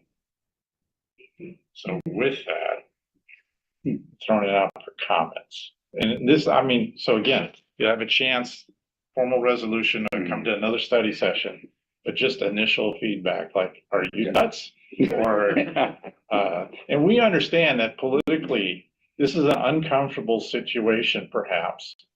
But I believe the three of us are like, this is the right thing for the city of Bremerton. Yeah, we're And so willing we're to gonna do it. Yep. We have the resolve. So go ahead. Anybody? Actually, Anna had her hand up. Anna. But I am the LTAC chair. Oh, Yeah. that's So true. I'm Okay, cool with LTAC that. chair, go Okay. ahead. Yeah. You Thank didn't you. share this. I chaired, Go ahead. but This year. Go on. look, let me have this, guys. Come on. No, I just, 2 year, I wanted to kind of find out, so I'm super happy. It's all in like communication with, our legal department. So my question about, the allocation, can you allocate 2 years of LTAC funding? Yeah. And they'll be careful. I'm not sure that was resolved. I believe it has, the LTAC has to meet every year, so that's TBD. Whether Okay. you can do that for a long time. I was just gonna say, But in any case, it would be the LTAC, perhaps there would be an option, I'm just thinking, not being an attorney, where the LTAC committee needs to review the performance after the first year, what did you do and all that Yeah. stuff. So, and if they find it totally dissatisfactory, something TBD. to be TBD. determined. I was just trying to find out if we could do that on a regular basis alongside our biennial budget. I guess because it feels like isn't this gonna be offset? If we do a 2 year, it's gonna be offset from biennial, and it doesn't matter. And then, so by resolution, I just wanna make sure I'm clear. So your recommendation is that by resolution, we, give the direction to allocate funding to 2 resources specifically, but would there be any other funding set aside for? 2 resources.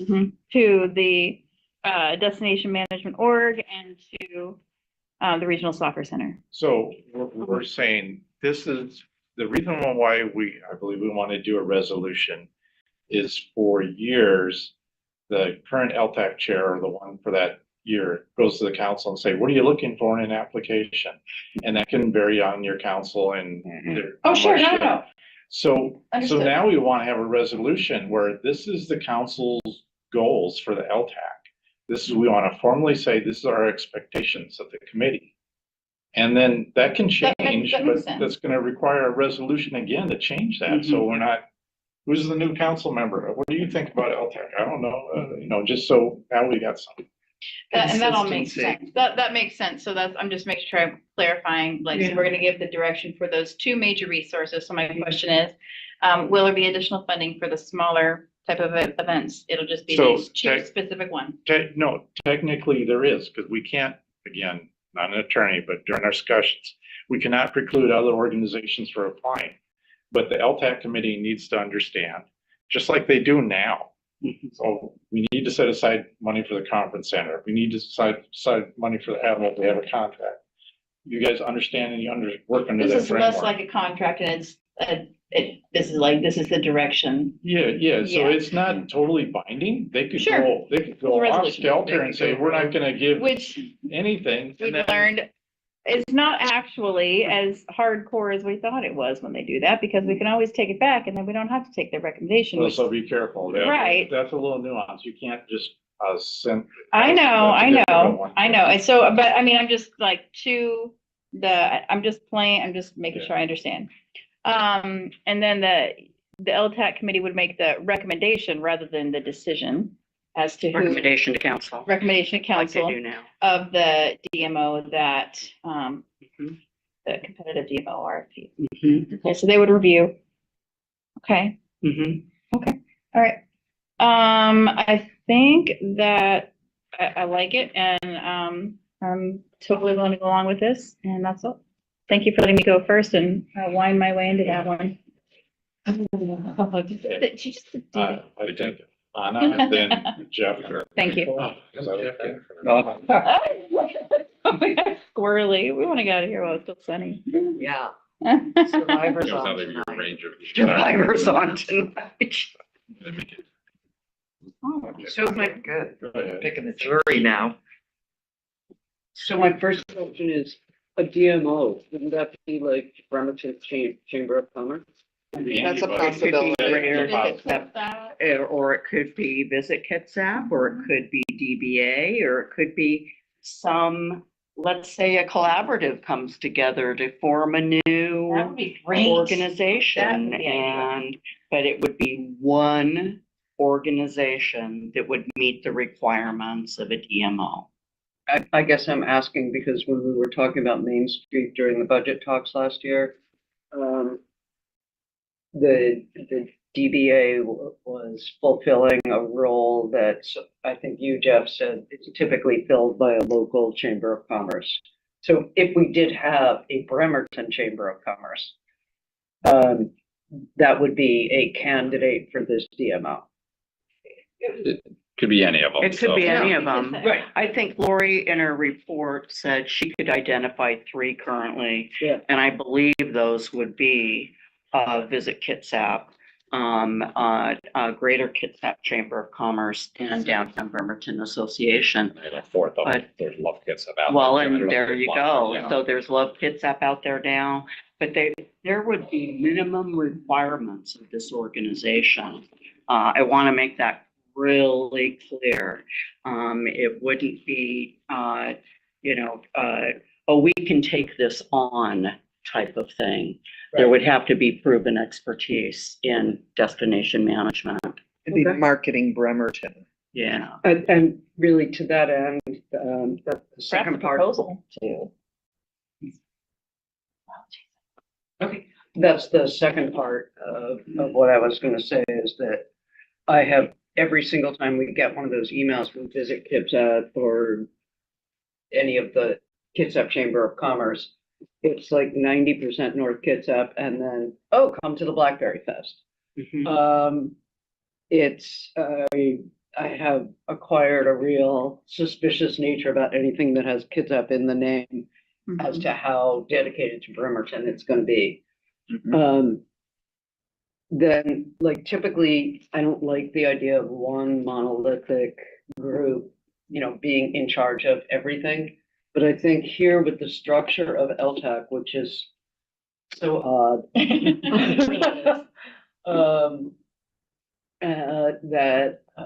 I like the idea of the LTAC committee doing oversight of the DMO.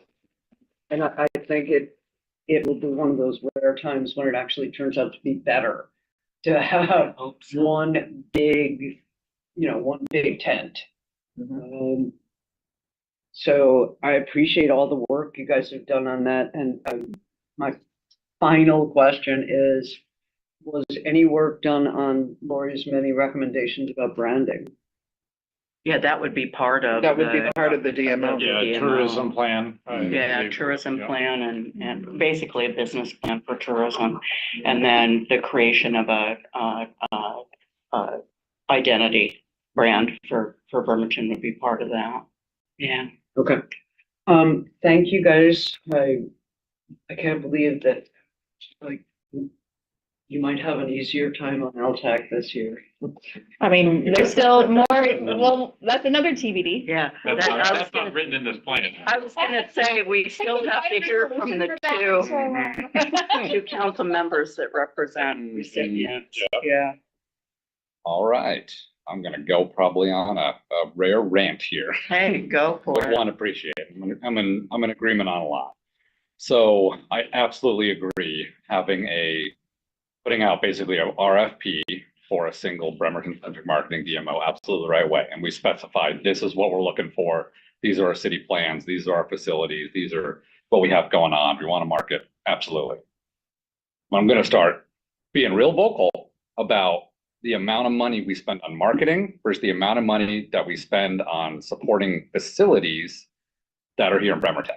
There is no point to spending dollars to market folks to come to Bremerton if there's nothing for them to come to Bremerton to do and to see and to spend a day on, right? And I'll admit, I look at the last funding recommendations. It's, to me, I'm just going to say, a little insane, for example, to have $35K to advertise the science fair, which also got a huge chunk of money from the county. They have a combined like 70, 80,000 for advertising a science fair, which is attended by students and parents. It's not pulling in extra people that are coming here that wouldn't come otherwise, from my understanding. And so you have more money going to advertise a 2-day event than is being spent on individual organizations to operate all year long.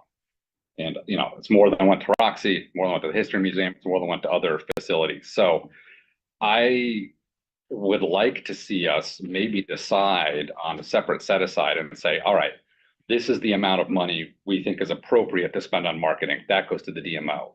But here's also a set of money that's going to go to support our local tourism facilities that operate, 365 days a year.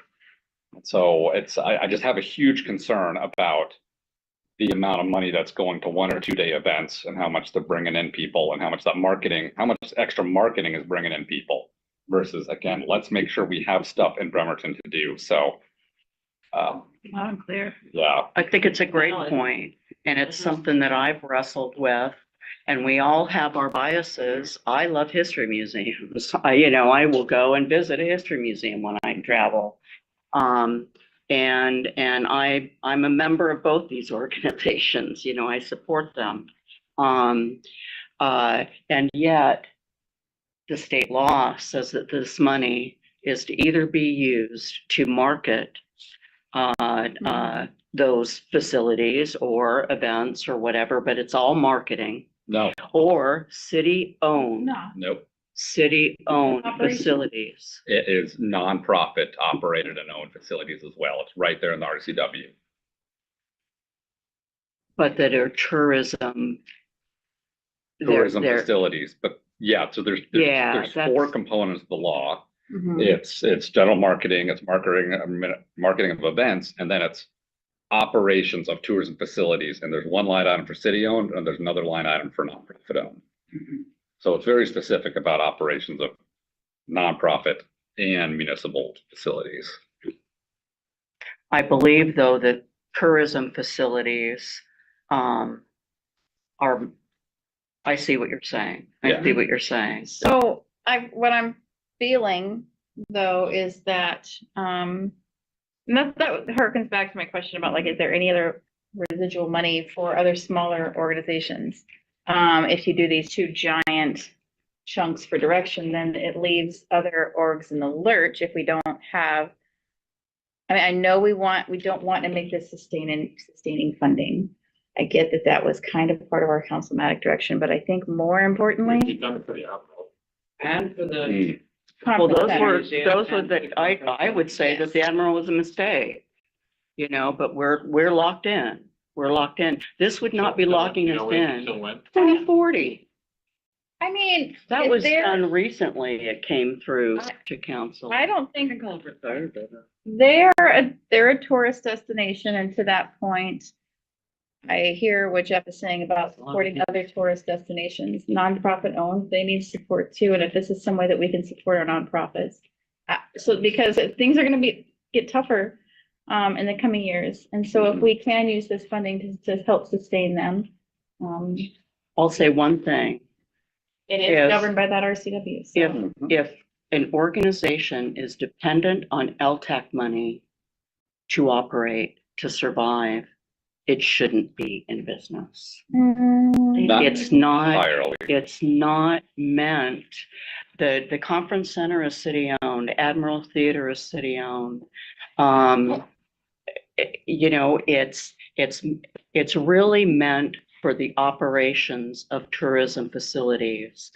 And Law says it. I So don't, I have a solution that might address Jeff's concern and what everybody's bringing up. And it really goes into what our resolution reads. I hear what you're saying. I don't necessarily support what you're saying, but to be fair in this entire process, hopefully we'll all agree on the DMO portion, okay? We need to have in our resolution an emphasis on return on investment. yes. So we're gonna have a business plan for Pendergast Field. Mhm. And we're gonna show hopefully how much money and additional funds this will generate for the city. Once again, any one other organization can apply for additional LTAC money. You just gotta show your ROI. The city can have the resolution saying, we'd like to fund the Pendergast. In the end, it's the LTAC that's gonna make its True. decision. And if whatever organization that you're posing for, Jeff, I'm not gonna name one, but if they can say, if they can say, look at the ROI compared to that soccer thing. Oh my goodness. And then the LTAC committee will say, you know what? Whatever organization it is, you're right. We're gonna go ahead and recommend this. Okay, that's not precluding them from doing it. What my fear is that we'll be right back where we are now with popularity and doling out small little. Right. But so that Amounts of really means money. that the city's got to have a very competitive application for Pendergast and show that they deserve the money. I believe they can. And it's got to be on ROI. There's still going to be some money left, even if, let's say we did 200 grand a year towards Pendergast and 100 grand to the DMO. There'll still be some money sitting there right. for the nonprofits to help offset some of your operational costs like the law allows for. I do agree with the facility, the brick and mortar. Not I really, personnel. Yeah, not See, personnel. I get into it devolves into party planning, you know, with these events.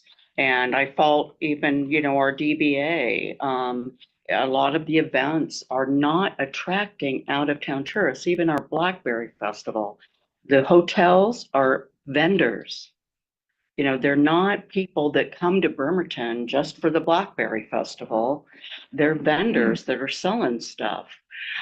So I do think that the resolution could be crafted in a way that we could support our local Bremerton brick and mortars that are tourism related facilities. Right, which RCW specifies, and I'll push back on the personnel because that to me is part of operations and.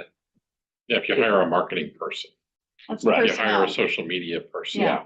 you know, in this DMO thing, that's gonna be a person. Oh, definitely. You know, they need somebody who can chart that Yeah. out, but they also need some money for ad buys and getting, you know, and then design work. Well, the whole idea though, truly is, and I know it's not popular with the individual nonprofits who believe that their graphics are better than the next guy's and their graphic art, because I was there, right? Their graphic artist is better. Visit Kitsap or this DMO cannot do as good of a job of marketing our organization as we can. It's also fun. But I think if we professionalize it, that DMO is the one that's marketing. That DMO, especially the brick and mortars and especially the events, they pick the ones because of their expertise that are attracting visitors and they market those in those out of market territories, not just community events. This is not meant for our smaller community events. Hang on, Jeff still has the floor, and we're not gonna solve this No, tonight, no, but we're no. hoping Yeah. that we get buy-in on the general framework, and Yeah. I appreciate hearing your concerns, so now I understand the three of us need to tweak it a little to more cater to your Yeah. concerns without bending on the principle. The Right. principle's gotta No, I be think there. I think we're mostly in agreement and, you know, things like, I think what I've seen frustration wise too, is there'll be the application, organizations will submit and then it gets to deliberations. And there is ad hoc things that come up like that, like, oh, they're asking for personnel money. I don't know about that. And so I think we should be really specific in our application and whoever's running LTAC should ensure the committee is really holding to what council has said that they want that money to. And I'm not saying we haven't. I can say absolutely the county process went off the rail this year because did not see their chair adhere to what the county has specified of what they wanted. And the commissioner stepped in and had to redo it. So I don't want us to ever see us in that position. So I think just the more specific it can be, and then, yeah, the type of data that's being asked to be collected and presented and Right. justifying the ROI is absolutely, yeah. I have an important thing I just need to discuss for the LTAC recommendation. Michael, do you want to go first? It's quick, or it's related. It's not quick Okay. and it is related. Sit down. Okay. So, Girl, I'm sitting down. all right. A couple things. I really like to Denise's idea of like impact, which I think we definitely have to be looking at what's real impact. And I feel like a lot of the LTACs, and I'm not even just talking about Bremerton, they're awarding money to something that they feel is worthy. So all these events are worthy, but we're talking about impact. So this is something that the hotels have agreed to charge all their guests to help keep those hotels full, which also serves us well because there's more, you know, butts on streets kind of thing. So anyways, I just wanted to kind of, you know, I wanted to kind of bring that up. You know, one of the things is that the DMO can they can sponsor an event and they can do marketing. So they could use the money to say, hey, you know, in this season we're going to put an ad in the Alaska Airlines magazine. They don't exist anymore, but you know, you do stuff like that, or they're going to put rack cards in all the rest stops 100 miles from here. So something I used to do on Bainbridge Island. I was less worried about putting stuff on the ferry, and I wanted them in the Idaho rest stop. So people would pick it up and go, what is this Bainbridge Island thing? Like, maybe we should go there. Maybe it's next time, but it's, you know, I mean, if you're already on the ferry to Bainbridge Island, you don't need the Bainbridge Island flyer. Like, it's about getting the further people to come here to explore here. I've never picked up a rack card. Yeah. Oh, I have. So, I do too. Pride hasn't been applying for LTAC anywhere. And it's you know, to be honest, it's a lot to get, you know, it's a lot of work for $5,000, to be honest. And on the city and county side too. But so one of the things that we had done actually is we worked with the Greater Kitsap Chamber And they put in a line item with funding for us. And so then they, then and talk to, we didn't apply, they did it, they got some money, and maybe it was adjusted by what they really got, and they paid for some very specific things for us. And again, they're already buying maybe advertising distance, so there's an economy there.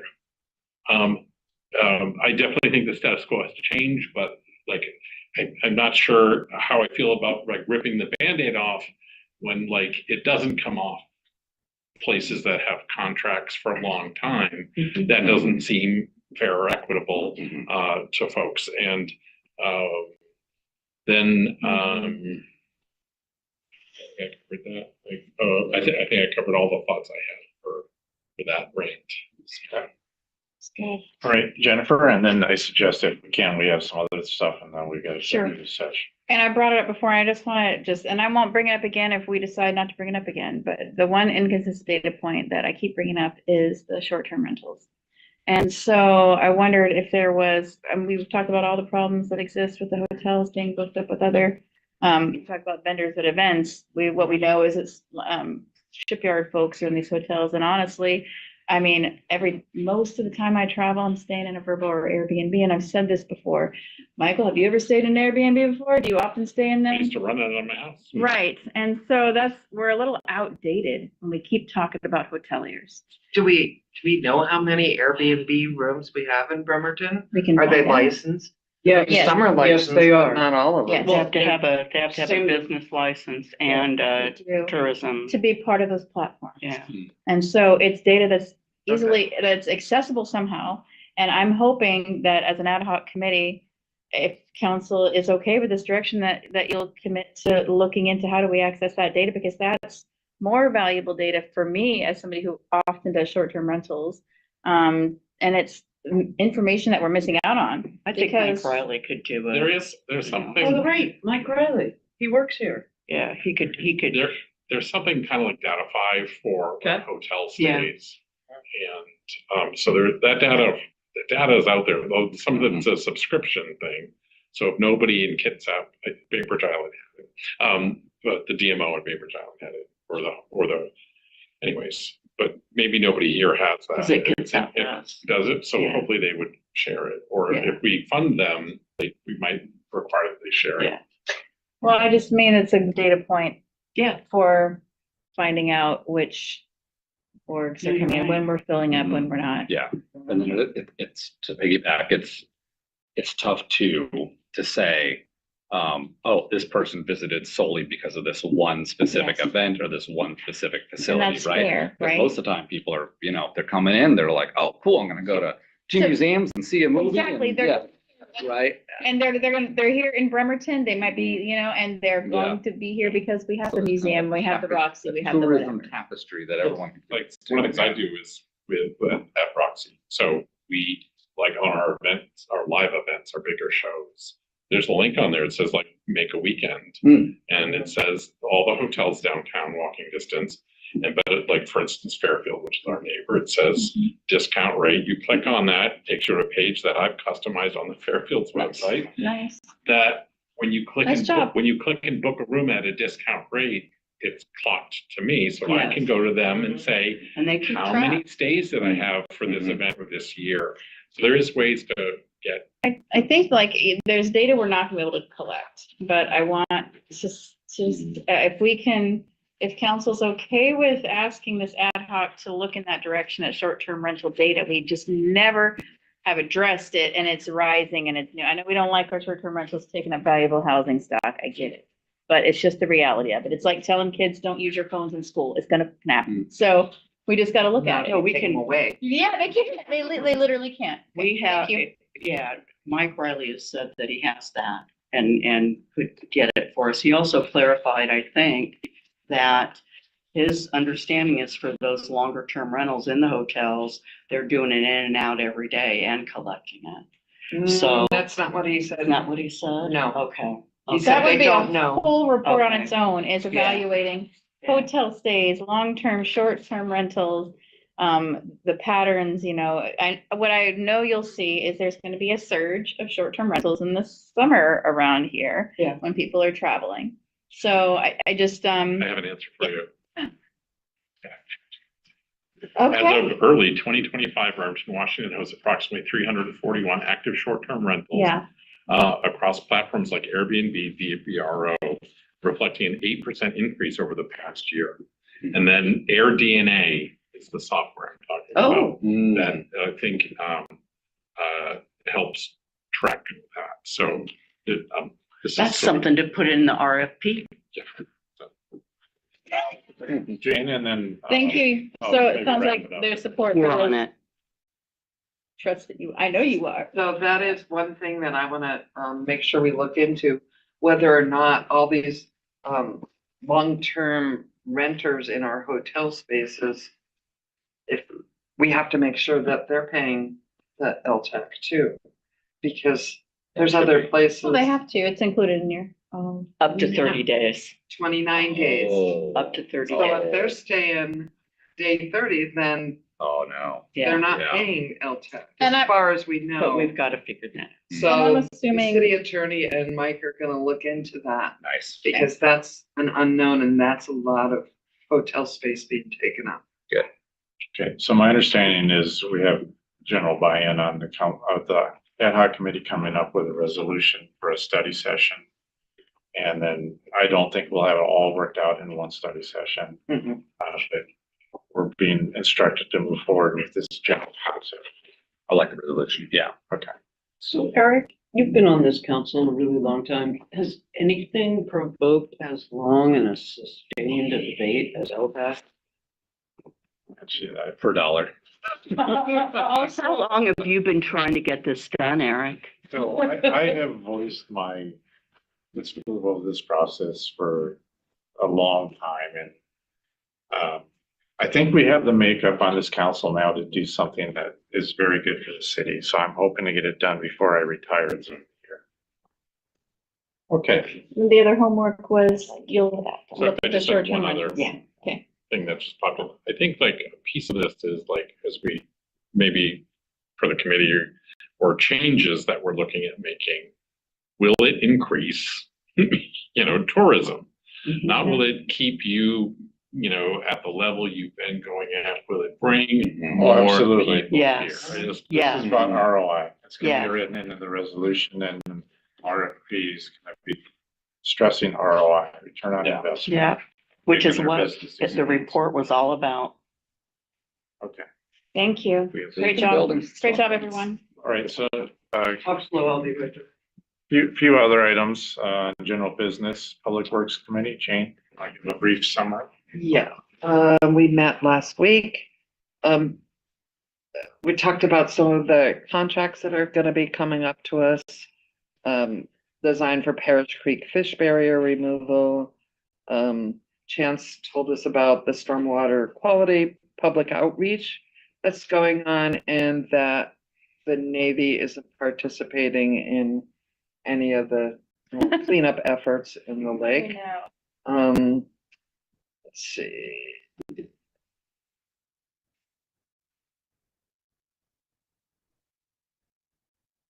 So they've done, Public Works is doing a risk assessment management for critical asset protection. It's required by the feds. And so they're expecting that to be completed in October of 25. And the agreement falls under the mayor's signature, but staff was just letting us know. The watershed inspection report and the Department of Health concerns over the Jarstead-Kitsap Lake Trail. There's nothing that they're saying specifically, but like, we may be uncomfortable. We don't know. We're not sure about the route. Maybe the route needs to be changed. It's all pretty nebulous. There's no real concrete information from the Department of Health yet on that. They're getting ready to move on the decommission of the sewer main. It's out for contract, out to bid right now. And we should be seeing that in mid-May. And then there's a lot of services contracts for decommissioning the beach sewer main because there's Native American artifacts are anticipated to be found. So we have separate contracts for that. And a construction management contract also on that. They're working on the multimodal level of service. I've also heard it called the level of stress. They're calling it level of service on that. So that is not complete, but they're starting to develop with the update to the bike and ped master plans. They're going to bring it to complete streets first. We started talking about council goals and priorities. And one of the things we talked about was the development of community outreach policy for all. And Tom Nucky stated that Janice Briggs is working on a policy, but he hasn't seen a draft yet. So with your committee working together with Janice, it's going to be great. Good.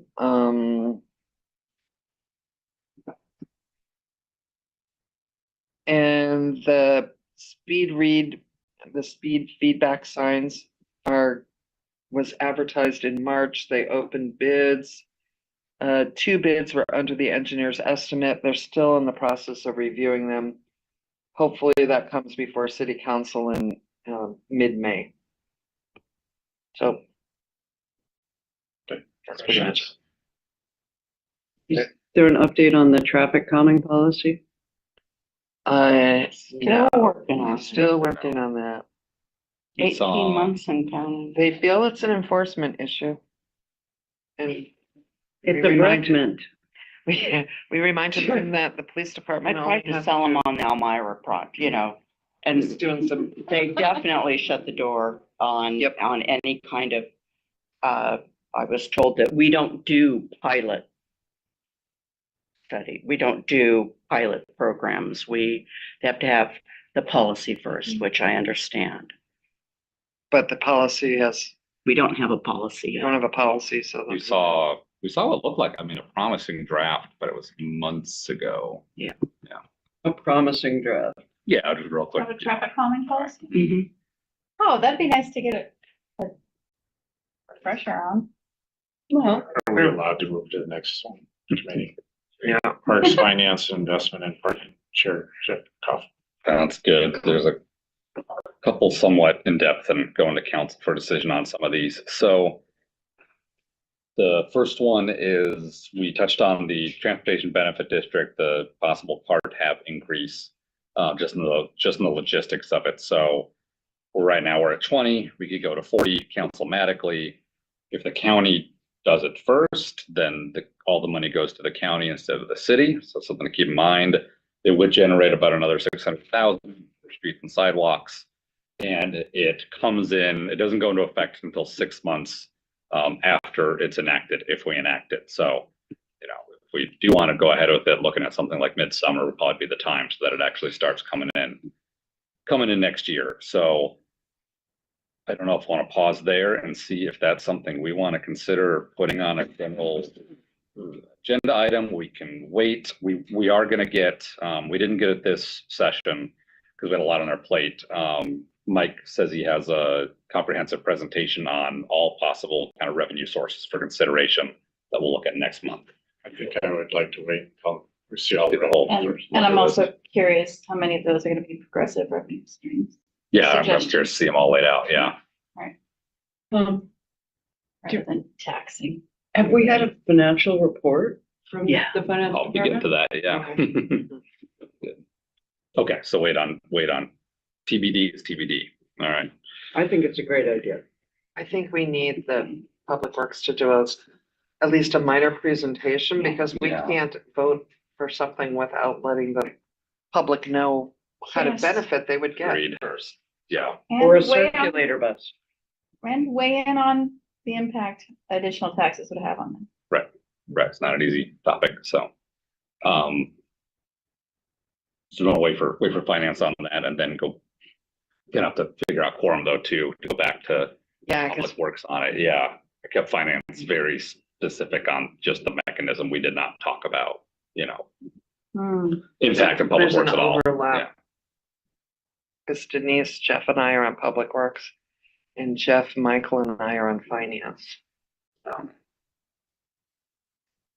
So, Okay. It started in finance, finished Sounds in good. We'll finance. take it up next study Choice. session. Okay.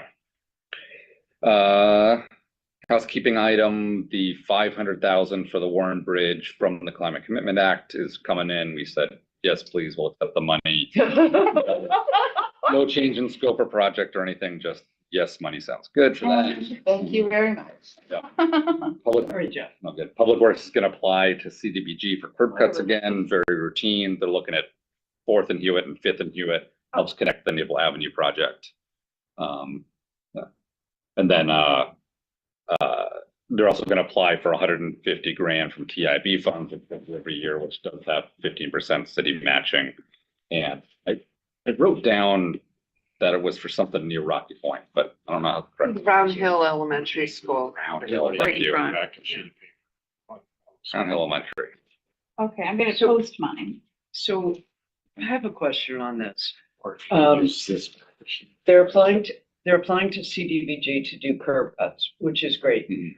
Our council goal for 2 years at least has been to prioritize residential streets.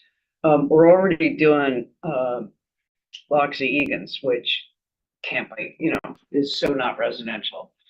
Did finance like carefully review that the streets named are in fact residential streets? They are Hewitt and 5th and Hewitt and 4th.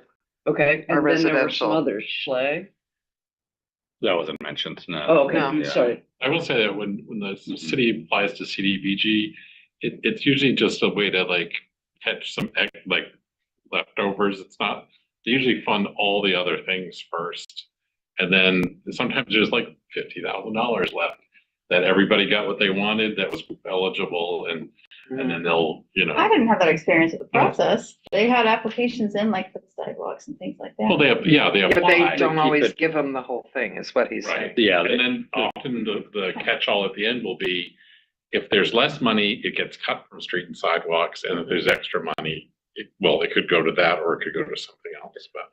so evaluate it alongside and then, yeah, they're gonna submit it again very modularly, so they, the cost of each specific curb cut, so it can be put in or taken out. Jarrett Aquatic Center, just a heads up, a filtration system component broke, looking at under 10K of repairs, but it's not zero.